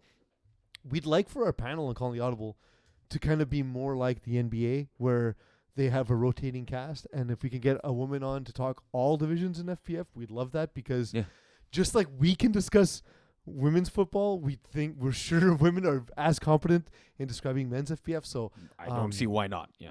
Yeah, they understand the game and you know, Yes. as well, if not better in most cases. Is Rachel Nichols still available, or No, definitely She's not? not. What happened? No.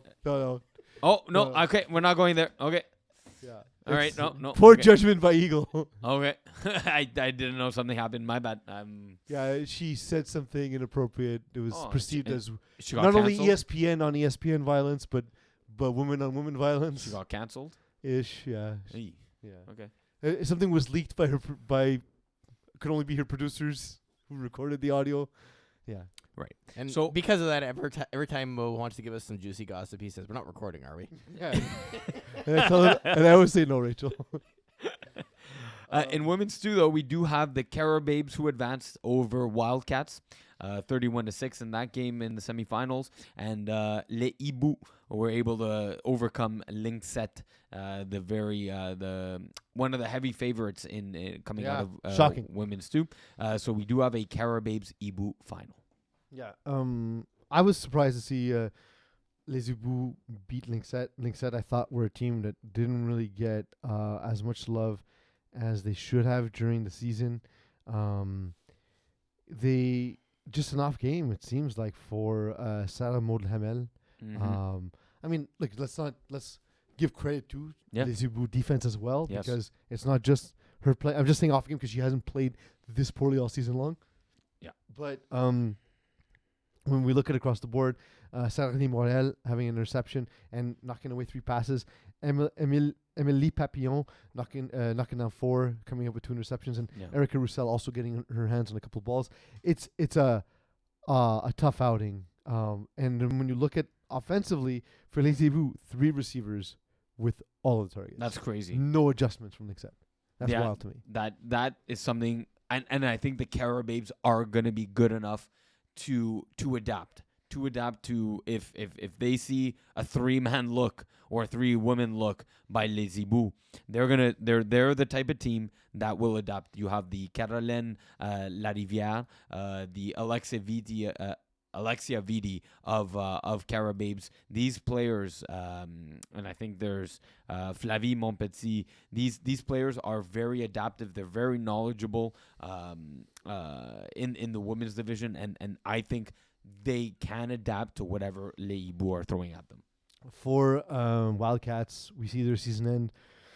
Bolduc not there at quarterback. Yeah, So Josiane Martin, and we always say this, right? When you it's tough. take away one of your best receivers to put them at quarterback, you not only are Snapper playing with a too. backup quarterback. Exactly. In her case, you're losing your snapper. Yeah, You know, and it doesn't matter how good the backup is. It's not Josiane Martin. Yeah. You know, and then going up against Carababes, I mean, it would have been an uphill battle for It a already team was. I thought was fun and plucky. You know, I would have loved to actually see them go toe for toe. And is this a closer game? Is this a game where maybe, you know, Bodzik is able to punch in a couple of converts and all of a sudden it looks very different. But with the Josiane Martin, I just think it's too much to overcome. to ask for her. Yeah, for sure. So it's Carababe, Les Hibou.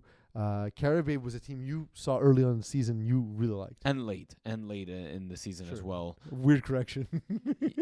Well, So you liked them the entire Just talk season. about the team. That's what I'm doing. Yeah. Regardless of who was on offense for Wildcats, Yeah. they were unable to stop Alexia Vitti. She's amazing. Like she's so quick, can make people miss with just the two flags on the hips. She went 6 for 6, reception to target ratio, 143 yards and 3 TDs. That is serious weapon and damage that she can do against Les Hibou in the final. Look for her to be she's definitely the wide receiver 1 on this team, but look for her to be a significant piece of the offense. And second, I think, like I mentioned, the two names, Caroline Larivière, snapper for Carababes. Look for her to be another outlet. Alexia Vitti. Yeah. Sorry, go ahead. No. I thought you were done. I am done. Alexia Vitti has this amazing stat line that when she has 5 or 6 catches, it's a slow night. Yeah, And so I won't talk about those outings. sure. Because those are terrible games for me. Right. Terrible yeah. game. Yes, absolutely. 9 for 130, 2 touchdowns. 8 for 83, 2 touchdowns. 12 for 169, 6 touchdowns. Oof. 13 for 171, 3 touchdowns. Oh my God. What? It's just First playoff game, 9 for 101 and a touchdown. It's like she's one of the most fun players to like box score watch. And she missed some games late in the season, and like it's like she missed no time at all. And 17 touchdowns in 8 games. that's nonsense. That's ridiculous. It's ridiculous. Yeah, so definitely if there's someone to stop, you know who it is. Okay, but also Yes. Caroline Larivière Yes. is amazing. Yes. Ophelia Passon-Vecchio plays a specific role, but if you leave it open, they're gonna keep going to it. Yeah, and taking what's there. she's that big body receiver that can just box out her defenders. Great hands and also less than Alexia Vitti, but that's not saying much. She can make people miss. It's a little more difficult because of just that tight end kind of Laurence Pontbriand kind of frame. But she's definitely such a great third option on the team. For sure. It's She came very close, by the way, to hitting the top 10 of receivers for yards, essentially, of all time. All for a time. season. Yeah. All time. Yeah. That's and in 8 games. and in 8 games. Wow. I was going to say, Maryse Paquette actually made the list at 896 yards for the Wow. Wolfpack, but that's with a full 10 games, right? So Wow. you can imagine. Like, the record, by the way, is 1034. Had she continued, Alexa Vitti, with that ratio, Yeah. she would have made it. That's She crazy. absolutely would have made it. That's crazy. Yeah. So the weapons on Carababes are well documented. So and, what do Les Hibou have to do to stand a chance? Because is this the game with the second biggest spread of all the ones we've talked about today? So yes, it is. But what do they have to do? Their tackling has to be on point. A lot of those yards from Alexia Vitti are on drags. So it's not just the goes or the posts that the precision is right on point. A lot of these are easy completions that people are just missing flags. So the tackling but has to be tougher said. Easier said than done, right? Tougher- Tougher done than said. Still the same sentence. I will stand by it. sure. Yes. So the tackling, the fundamentals have to be on display. So tackling and making sure that a 3-yard drag doesn't become a 20-yard first down. It'll come down to fundamentals. It really, I'm not kidding. You see 171 yards and you're astonished. You see 9 receptions. I'm telling you, half of those and half the yards are coming off drags. As a quarterback, isn't that your favorite thing? It is. It's just here's a little dump off. You do the work and get me all the yards. One of my favorite things to do is when I throw a touchdown on a drag, like on the first play, like it's like 1 for 140 yards touchdown, but it's on the drag. Yeah. I walk around telling the rusher, being like, "Man, quarterback's easy. and love You're a saying jerk. that You're on a the jerk. first play. Like just, oh yeah, quarterback's easy. You should try it, man. Yeah, so there's going to be a good final, but Carababes are coming in with the advantage. Leibu are going to have to take away Alexei Vidia, of course, and come away playing fundamental flag football. Division 1, we have Braves versus All-Stars. What's new? Shocking. What's Oh, no, really? Yeah. Whatever. You want to hear something funny, actually? So earlier today, I was discussing with Duke, our graphite designer, about all our graphics we're going to have to put together for the finals and everything. And so every year we have what we call our splash screen. So those are the ones we upload on our YouTube videos that show the breakdown of the game. And so as I always do, I give him the sample from last year to just be like, hey, this is what we're going to do and everything. I'm going to pop this. Can I put this out or full screen it? Maybe I can. Someone's blowing up on the messages. Sorry. Yeah, and I'm trying to not show the rest of my chats here just accidentally. I'm doing that. Yeah. I don't know if I can do this actually. Well, Anyway, so the point was, Yes. I went to reference the one from last spring essentially because it was the one I had handy, and it was All Stars versus Braves, and I was like, so just change the division in the year. Literally the exact same matchup. Yeah. spring pretty and Big names fall. too. All Stars versus Braves. I was Yeah. like, okay, you're done. I will say though, the way to get there, right? Like the fact that where did my tab go? Yeah, that both games there you were go. 1 point. Yeah, Kangaroos and Braves. Like Braves edging out Kangaroos. I can't by wait one. to see that game of the week, by the way. Like, I heard about it. Like, I got to the field, and that's all I heard for, 15, 20 minutes. And apparently it was one hell of a game. And if you're watching this, you probably In already saw overtime, it. by the way. Yeah, overtime. Double overtime. 5 rounds. 5 rounds. So I can't wait to see that game of the week. It's What at some point you more? run out of words. Yeah, what more do you want from, Dan Lazara and the Kangaroos? It's interesting because A win. well, that's the thing. Mamma mia! Mamma mia! That's I the believe it's Mamma Mia. Yes. The thing with Dan Na, Lazara is he na, has na, this na, na, documented na, na. struggle with the Braves, right? Yeah. Which whatever a lot of teams do, but it seems as though he keeps getting closer, but it kind of feels like there's a thing where if you race me, but if you give me a 5-yard advantage, you'll never catch me Mhm. because in order to catch me, you have to go halfway. And before going halfway, you have to go half of that. And before going half of that, you have to go half of that. It kind of feels like that is Dan Lazara against the Braves. He gets so close without ever getting there. All right, stop it now. We're gonna. What do you mean? I did this, serious analysis. this part is gonna. I'm a broadcast professional. We're gonna get. It's gonna. The YouTube video is just gonna suddenly shut off right It's at the this instrumental version, so Oh. we're good. There we But go. you're gonna do the instrumental version of the other song I wanted. Already No. forgot what it was. Because I got a Oh Afro yeah, Man. it's true. Because yes, 420. Yes. I wonder why I forgot. But yeah, Joe Mayer, Dan Lazara, it's what you want. Them going toe to toe, going to overtime. Both of them making mistakes in the game. Both of them being amazing in overtime.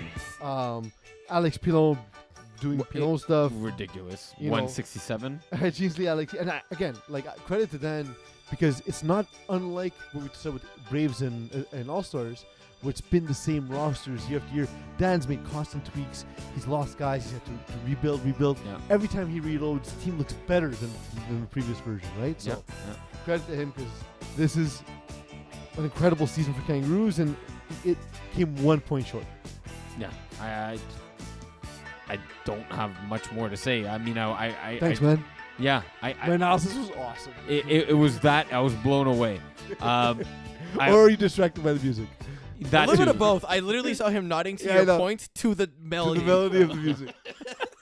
I will say, and I'm looking at the score now, that the Braves were up 34-20 at halftime. Yeah. So they Kangaroos made a serious comeback, and I believe they were even down 16 at one point, is what I heard on the field. So to hold the Braves to 8 points in the second half, score 22, was just it's so close. You made that comeback, being down 2 possessions. Yeah.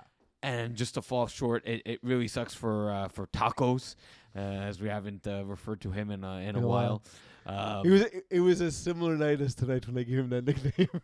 What was a similar night? It was for similar reasons as today is a special day that he got the nickname Tacos. Oh, gotcha. Okay. Yes. I don't know why I posted that on the message board, on the Facebook group. But he became Tacos that night. Yeah. All-Stars Flag by Sack. It's funny because this is the kind of game you want from Alex Nadobuse and Kevin Wyeth, where 7 touchdowns. And it doesn't effing matter because Call back to our every original. time. Dude, it was this game. Yeah. It was them last time. Yeah. Where we said you could score as many touchdowns as Kevin White and he'll beat you. You can score more touchdowns and he'll beat you. It's ridiculous. It doesn't effing matter. It came down again to leaving too many plays at the end of the game for Kevin Wyeth. I think it was 4 plays. They had 4 or 5. I can't remember. They did leave 1 play at the end for Flagmalsac. They just left too many plays for Kevin Wyeth. I don't know how else to say it. They scored too quickly. Yeah, it's and that's a weird, even conceptually that's a weird thing, right? But we talked about this before. It's like game management and all that. Like, it's you can't manage Kevin Wyeth. They picked up a first down. No, they scored on second down. On first down they got an 8-yard completion, putting them at the 1. On second down, you need to throw that ball away. Yeah. You need to throw it to the ground and kill a play. But you're in a position to beat All-Stars. You know what I mean? Like, it's also counterintuitive to be burning plays when you have the chance to go up. No. Yeah. I almost even want to say you throw the next 2 balls away, and you only give yourself a chance on 4th down to score, because it's the exact same thing as scoring too fast, if not worse. You want to put the ball and the game in your hands as much as possible. So I even think, and as crazy as that sounds, throw it away on second down. You throw it away on 3rd down, and you try and score on 4th down. And that's it. And if you don't score, you don't score. And if you do score, you only leave Kevin Wyeth. It makes sense in the sense that you have, again, we talk about the sort of trio of quarterbacks like in Dan Lazare, Joe Mayu, and Kevin Wyeth, but like, I mean, Alex Hughes is because. So do we have a Mount Rushmore and not a top 3 of quarterbacks in FPF? Because so to your point, they're on the 1-yard line. It's not like they're at the 25, right? But that's the point. And the guy's open. Like, you're at the 1. Yeah. That's why I'm saying it's not crazy to make it 4th and 1, and that's where the game. That's the game, because they had a chance. They had the possession, one last possession, 40 yards away. What's your better odds of scoring 40 yards away or at the 1? Yeah. Like that's why I'm saying, like, you had to throw it away on 2nd and 3rd down. That's what you had to do, and they didn't. They made a mental mistake, in my opinion. They scored too quickly, and you gave Kevin Wyeth 5 plays to win the game. What do you guys want to say about Braves All-Stars that we haven't already said? It doesn't effing matter. But it might, just because it's What's Braves. what's the one matchup you're looking forward to on the field? Like, obviously we went back and forth entirely regarding DPOY and everything. We're going up against QBOI. Like, what's the thing that you're expecting to happen here? If George Gary P's not there, Braves are a different team. It's what I there's a thing he does on both sides of the ball. It's what I thought. Yeah. But like Mo said, it was captured in the highlight, Jomer's look, he's transformed. He's looked better than ever, and that was kind of the case. He one-upped Dan Lazara. Is it? I guess it's gonna come down to the same thing. It's who has the ball last in their hand. It's wild. It's wild how close These Kangaroos games. was to playing in this final, Yeah, right? It's like, yeah. but if we look at this, TV timeout for a second. can we just appreciate the talent in Division 1 that's making these games so close? I mean, for years we've always said like we would wish that more people would move up to Division 1 Jeff and have a much Rosenblatt. more competitive division. That's exactly what we're getting. So just as much as it's devastating to lose a game that way, right? Because everyone's been in that very close game. These ones really are close to the heart for these teams. And it leaves a scar over the month or so until the next season starts. Thank you for making Division 1 what it is, because without you, FPF would not be where we're at. Yeah. Like Double Straddle took Kangaroos to overtime. Like they Jeff Rosenblatt's of the world moving up and making Division 1 really competitive. It's exactly what we wanted to see. And yeah, kudos to everyone who played in Division 1, because it was one hell of a season. Yeah. And calling that game will be Jeff Rosenblatt with Mokan. Nice. In Division 1, as we said, it is April 23rd at 6:30. Cool. Yeah, always looking forward to those. Yeah, definitely. If you're around, stick around and catch up. Yes. You have to.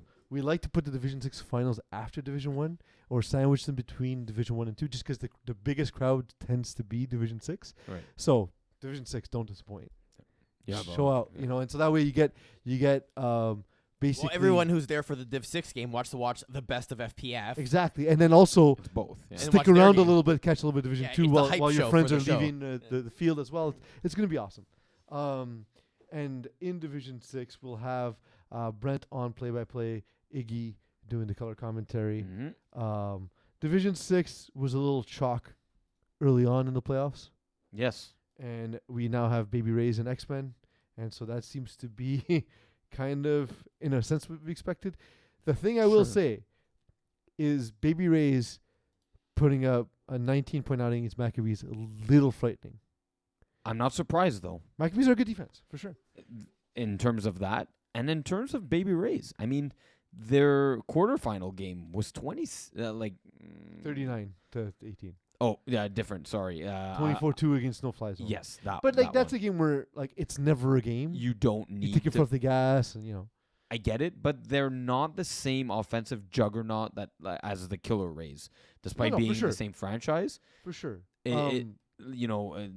Olivier Saint-Onge, while he's put up great numbers, but he's still, and it takes time, but he hasn't clicked. It hasn't clicked yet, and that's fine. But and it's good enough to bring him all the way to the finals. But I'm not surprised by only putting up 19 points. And you know what? Honestly, watch for 19 points or less that the X-Men are gonna give up to Baby Rays, because I think there's a size issue when it comes to X-Men defending Baby Rays. maybe I see it, but man, X-Men are who's fast. guarding Curtis Ryan? I know. I get it, but these kids can jump, and they're fast and can jump. That's all I'll say. Jared Aroney, also a really good rusher. Yes. Yeah. I think that's going to play a role. Even though it's their backup quarterback now, Daniel Devine throwing, man, he's shifty. So as good as Jared Arani is, man, I'm telling you, Do even we know why that, Daniel Devine is throwing? Is it an injury or vacation? No, Noah Swaminedan is a receiver. He was leading receiver against Back to the Future. We'll leave it to undisclosed reasons as to why. Maybe they're shaking it up at quarterback, but Weird time. yes, it is very strange. Yes, I may have the lowdown on that though. Yeah. Right. Well, I mean, look, it's I still think, I know X-Men have been great all season long. To me, BB Rays are the favorite. I think X-Men are the favorite. I don't know. So defensively, I've seen them play twice this season. I saw a X-Men? lot of open things. Yeah, I see. It's not this great defense. I don't think so. I think they play very static defense. We've seen different games then. Sure. Do you happen off the top of your head to remember the opponent they played? The one of them was against Eagles team, Oh, where I saw open receivers that okay.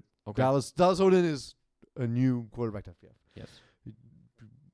Anyone, let's say, I mean, obviously we're not Division 6 quarterbacks, but anyone who runs a style like us and progresses Sees it. similar to what we do, would have feasted. It would have been a high scoring game either way, and I think that's what X-Men will have to do against Baby Rays. I disagree. I think this is a high scoring game.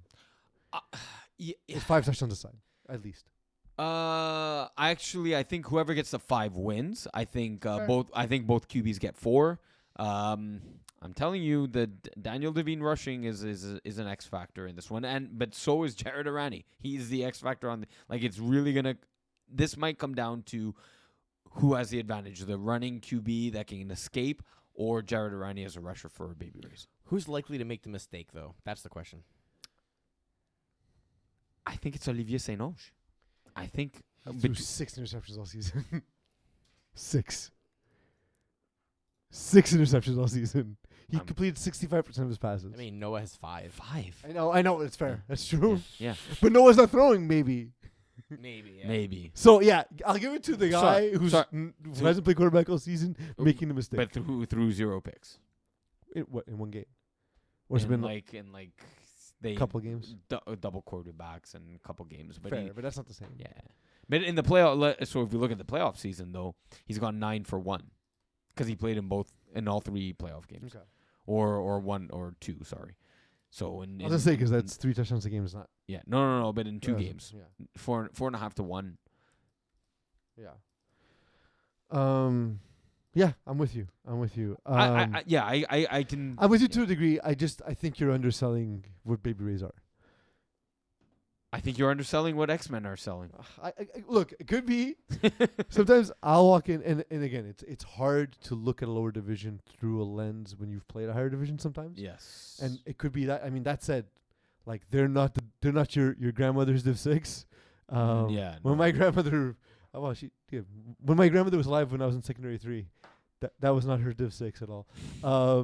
But no, in all seriousness, this is kind of wild to me that a new team can start and have to face teams like Baby Rays and X-Men. It's like what I've said for a while is it wouldn't work for Baby Rays, but a team like X-Men, maybe they should have started in 5B.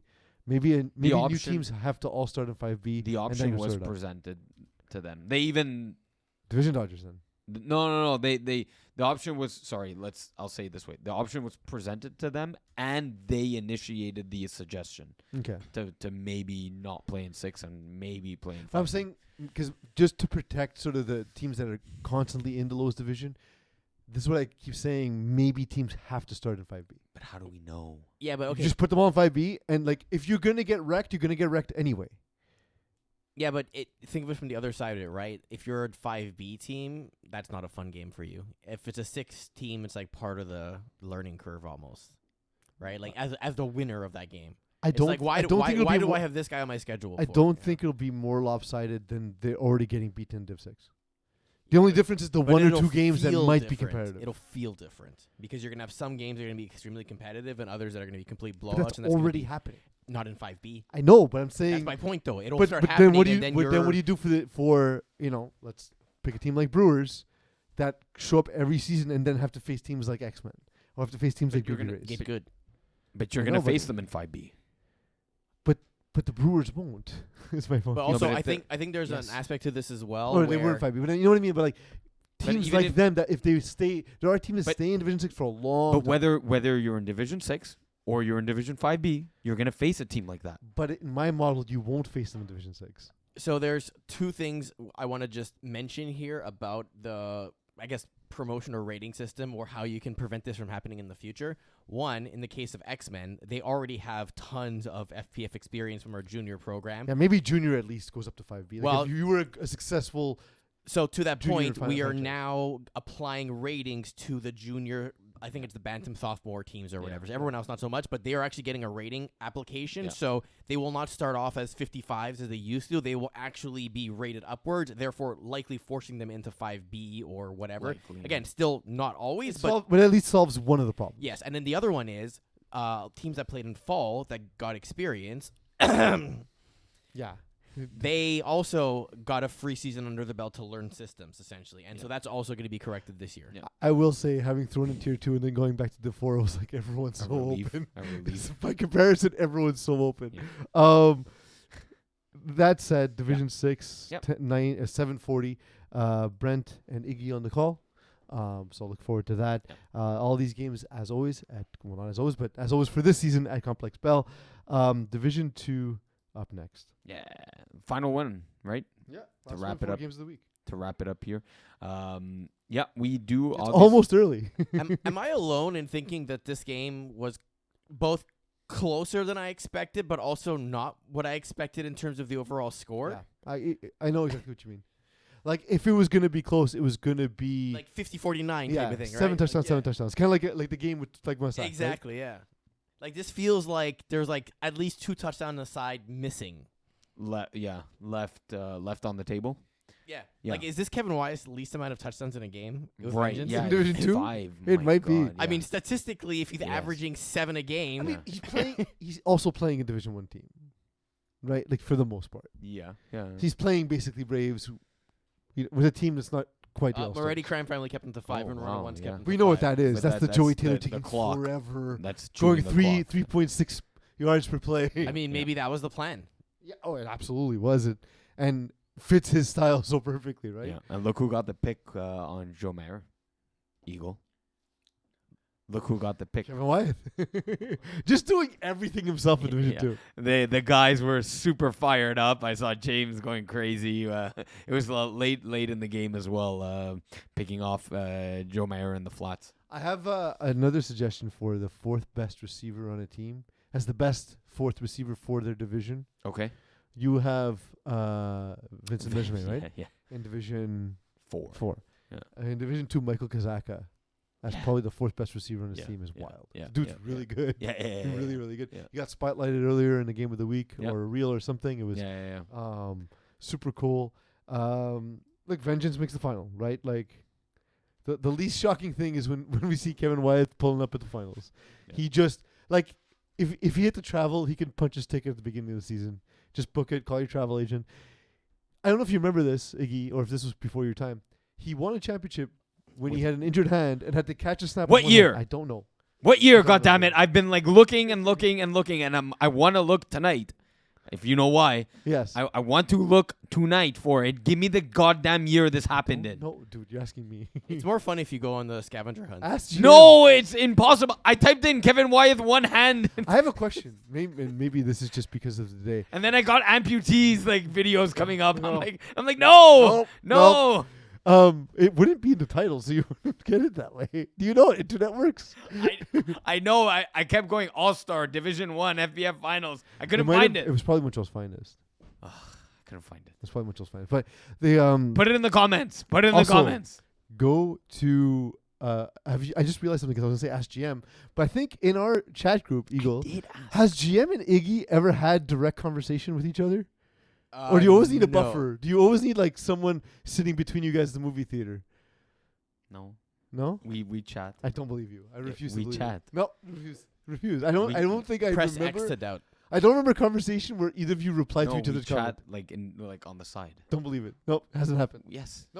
Anything from the Urgent Smith run it once game that kind of strikes us as odd. Rosenblatt just not having his best of Yeah, games. But it's hard. Urgent Smith Zick's a really good team. Yeah. Like we talked about how Urgent Smith Zick should have moved up, right? Like early, that was an early talking point. Yeah. You know, some guys in Div 1 called them cowards. Mike Pierson. But then, like, at the same time, you know, Urgent Smith Zick would lose guys like AJ Gomes in Division 1, right? Like, that's the matrix of counter, the issue, yeah. right? Like, but then again, like Jeff Rosenblatt, his opponent in this game, go out and find low division studs.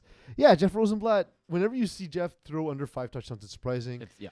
Anthony Friesblatt getting picked off on his only attempt is surprising, just because he does, like, he's actually a really good quarterback, which is insane. Yeah. And he being picked off is surprising to me in that scenario. Likely was a final play of the half or something. Yeah, and it's a lot of what you expect from the run-and-once offense. They move the ball decently well. John Laristis being that guy who just, you know, grinds up first downs as always. Anthony Brisebois putting up, you know, big yards per catch, but just not scoring, just not closing off drives is what it came down to. Yeah. But that's where Jean Smith-Zick and their size is difficult to score against, is in the red zone. But does that pose any problem at all for Kevin Wyeth and Vengeance. Well, that was the team that he broke the record against. Yeah. And the one that was spotlighted, like you said, with Michael Kazaka. So And Iggy, you were there on the field, right? it was not even close. It looked easy. Now, Well, you AJ hear Gomes- in that clip you hear Kevin Wyeth saying, "Now, Mike, now." Like you hear him calling it, yeah. he just instantly diagnosing yes. what they're doing. Yeah. You know. Yeah. Like turn. Like he'll just say like, like Matt, turn.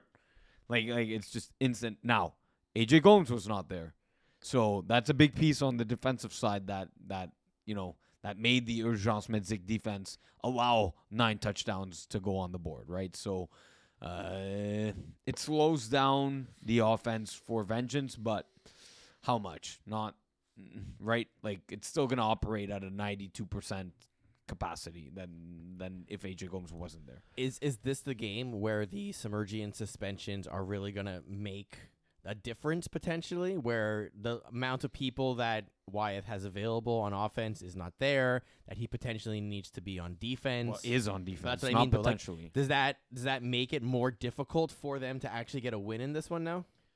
So it's a small roster, right? Like if All-Stars. Vengeance. Vengeance, yeah. Yeah. So and I don't mean physically small. I mean small to the point where Kevin Wyeth is playing Defense. and getting a pick, and whatever. Like he's very competent to playing defense in Yeah. Division 2. Yeah. It's just that it means that there's also not another guy who's better than him, right? Necessarily, and I do think that where you get elevated production from a guy like Michael Kazaka, it would have been nice if Quade Johnson qualified for playoffs because he like Michael Kazaka. He kind of is a Submergent style player, right? He's big, he's physical, great in the air. The way Michael Kazaka plays bigger than he is, Yep. and is a good complement to the speed that you have with like Leo Lani and Antonio Lani and James Drysdale, obviously, and the old ass knees of Matt Kerouac. So you have like a really complete team. That way. Who has the bigger game? Why are we talking which of the about Linus has a bigger game? Give me Antonio this one. I was gonna say Leo, but yeah, I think there's just a bit more chemistry. Well, Okay, how about this? Offensively, Antonio. Defensively, Leo. Fair. Yeah. Fair. And Kirwak's a non-factor. Yeah, obviously.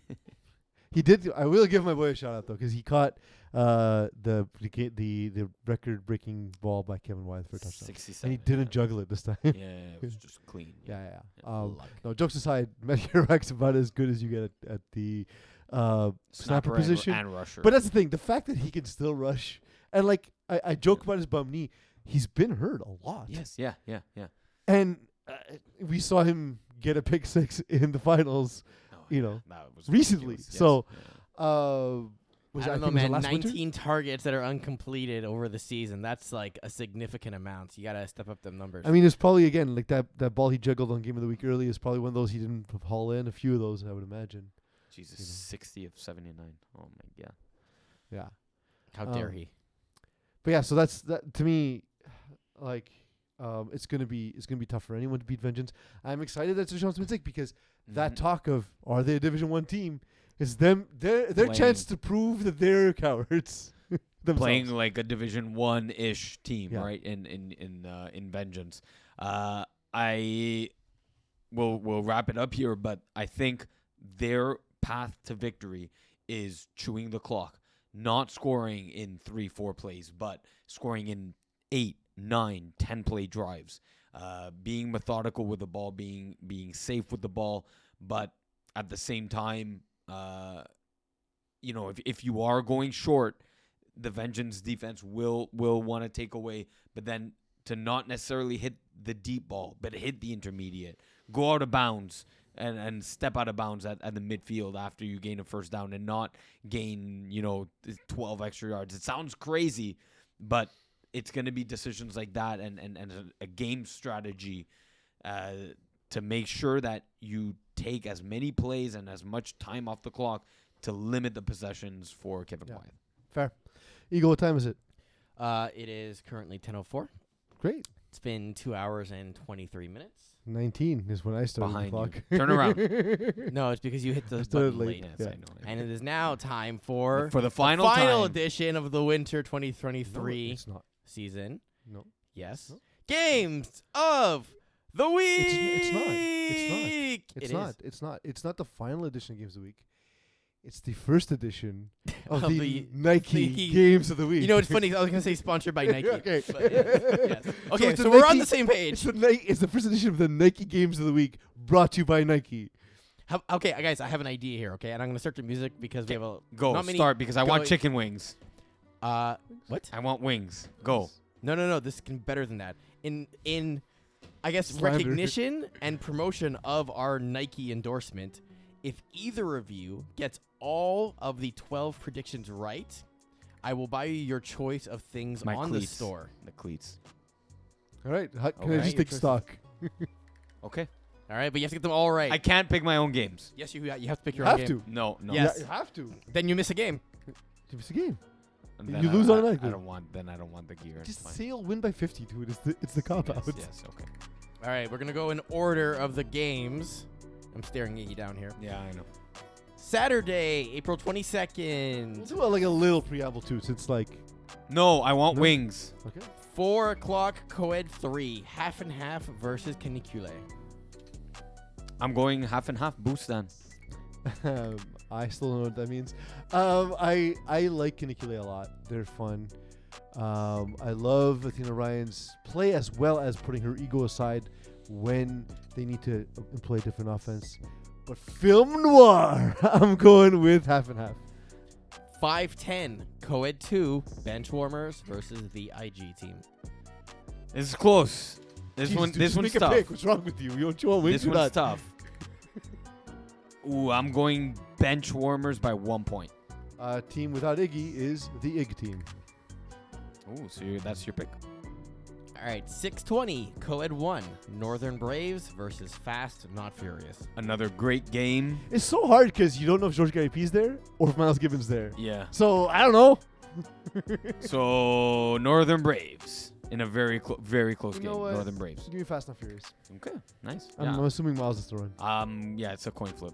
7:30, Division 4, Kiss My In-Laws, Dime and Bougie. Kiss my in-laws by 50. There we Yeah. go. It's the official pick. Yeah. Man, that's really a bad look, man. But wait, if you don't win by 50, does that count as a lost bet? No. If it's 6.5 points, like Raph said, Mhm. I'm still going Kiss My In-Laws. If it's 8.5, like I said, I probably still take Kiss My In-Laws. I think it's a 2-score win. All right. 8:40, Division 5A, Big Fat Bats versus No Friend Zone. No friend zone by 50. There we go. It's really bad luck, dude. Really, I don't know why you would pick your own games. No Friend Zone's been good, but Iggy will be tired. Big Fat Bats. All right. Ooh. And 420. 9:50, Division 5B, Killer Rays versus Primal. This one's tough. I have to man. pick between my two loves. I have to pick between Nicolas Cage and Killer Rays. I'm gonna go. It's a coin flip. Going Killer Race. I'm gonna go Killer Rays also. All right, that ends our Saturday festivities, which, by the way, you can tune in on our Facebook page to get a live stream of. We'll have the link up by the time this episode is out, likely. We'll also all share it individually too. Yeah, of on our course, yeah. But socials. it'll be up so you can find it on our Facebook page. Feel free to tune in, leave comments, support your team, share it if you're in the finals with your friends and family. If they're not coming, because we get it, it's Brassard. Also, the tunnels or the 40 between L'Angelier and Galerie d'Anjou is shut down for a bit. It's not a mo. That's okay. It's not a mo traffic report. We're good. It's a Peas and Eagle traffic report. Yeah, exactly. And Rob. All right, so that moves us on to our Sunday, April 23rd games. The party starts at 3 p.m. with our women's final, Les Bleus versus Brut.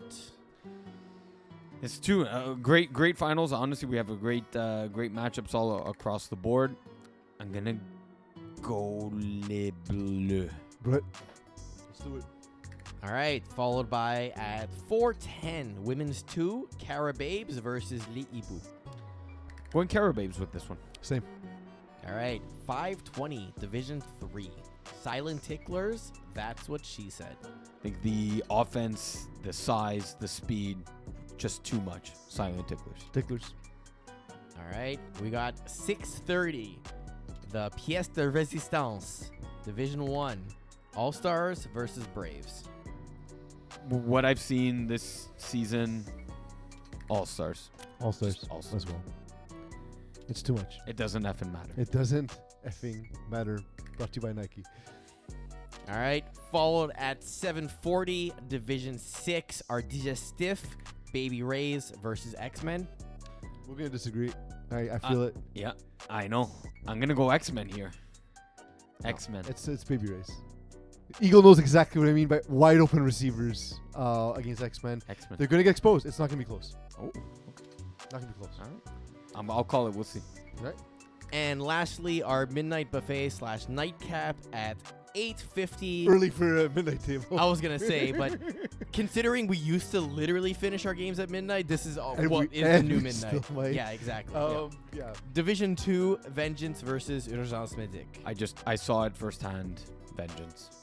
It's a lot. It's look, I've played with Justice Bree. I love the dudes from UM. They're just some of the best dudes in FPF. Sorry. Kevin Wyatt I'm sorry. is Kevin Wyatt. I'm sorry you're playing Vengeance. Yeah, sorry you live in a world where Kevin Wyatt exists. Vengeance win. I'm going to mention it here since we're on the topic. Finals have a fancy little difference as compared to regular games. There is instant replay And challenges. and yeah. challenges, Yep. which means if you have a call on the field that you disagree with, you can use one of your timeouts to challenge that play. And if you get it right, you get a second challenge which you can use. An interesting little side note there will be how teams challenge now that it consumes a timeout and the onside kick. Exactly, which Yeah. will be fun. Yeah.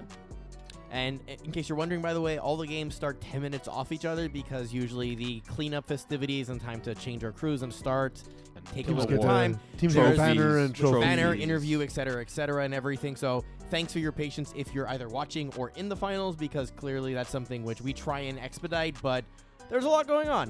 Do So we if you run a know- little bit late, I'm sorry. It's so we have so much appreciation for an outfit like Amazon, for example, getting the NFL and having to put together like a full package the way they did in a single season. Just because on a much smaller scale, what we have to do for FPF is wild. You know what I mean? That said, we will try and expedite the process, as the Eagles mentioned. Will we be able to communicate with the on-field report? Yes. We will. Yeah. Like they'll be able to hear each other. You're going to have the headset and you can have the adjusted audio. Yeah, you'll Yeah, have but last time we couldn't communicate with each other. Like they couldn't hear us on the field. you're going to have to do it through a different headset. Yes. All right. Yes. Cool. Yeah. Cool. And my headset just went out, so I barely heard what you said. But the people heard it, so that's all that matters. Yep. Iggy, We made it. thanks for joining me on this beautiful day. Not just today. The whole season Absolutely. was a hell of a journey. We made it 15 plus weeks of FPF. Was one hell of a season. Yeah, it it's was been a lot of fun. I had a great time covering the divisions as always. Thank you to all our people that filled in for the Yeah. articles. Like, also, if you have never written an article before, congratulations, you got through a season, Yeah. because that's not the easiest of things. For Hey, next- if you want to try it out, let us know. For spring, especially for recaps, we want to get as many people writing them as possible because. Contributors. Yeah, by the way, Brennan is the MVP, man. Dude carried recaps into the. Yeah. The slog of the God, season. yes. Yeah, Brent. Oh. Shout out.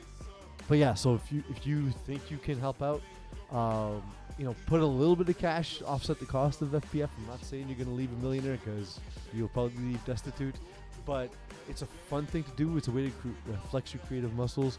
You can join us on the show occasionally. It's a good time. I want to thank all the contributors, all the writers, the staff that people don't see, people like Chris Rivet, people like Jeremy White from Norway joining us for early Friday morning meetings. Yeah. Sam Pasha doing all the stuff he did on Instagram. Duke the Graphite. Our team is immense. I keep thinking about how many people put Contribute. so much time into FPF and why it's so hard for competing leagues to even come close to what we put out there. It's the passion that everyone puts in, and our team grows. James D'Andrea as well. I feel like I'm forgetting people. I'm not doing this on purpose. It's just because the team grows every year. Despite me always shitting on them, the scorekeepers and referees. Absolutely.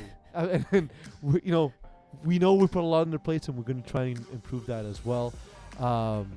All of this is what makes FPF special, including you, Eagle, at your production, you, Iggy, for the weeks that you've been here, as well as the writing you've done, to Mo Khan sitting at home.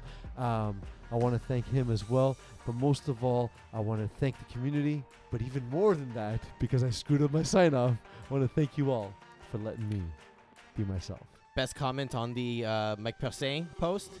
Chris, ça lui coûte 1300$ de foot.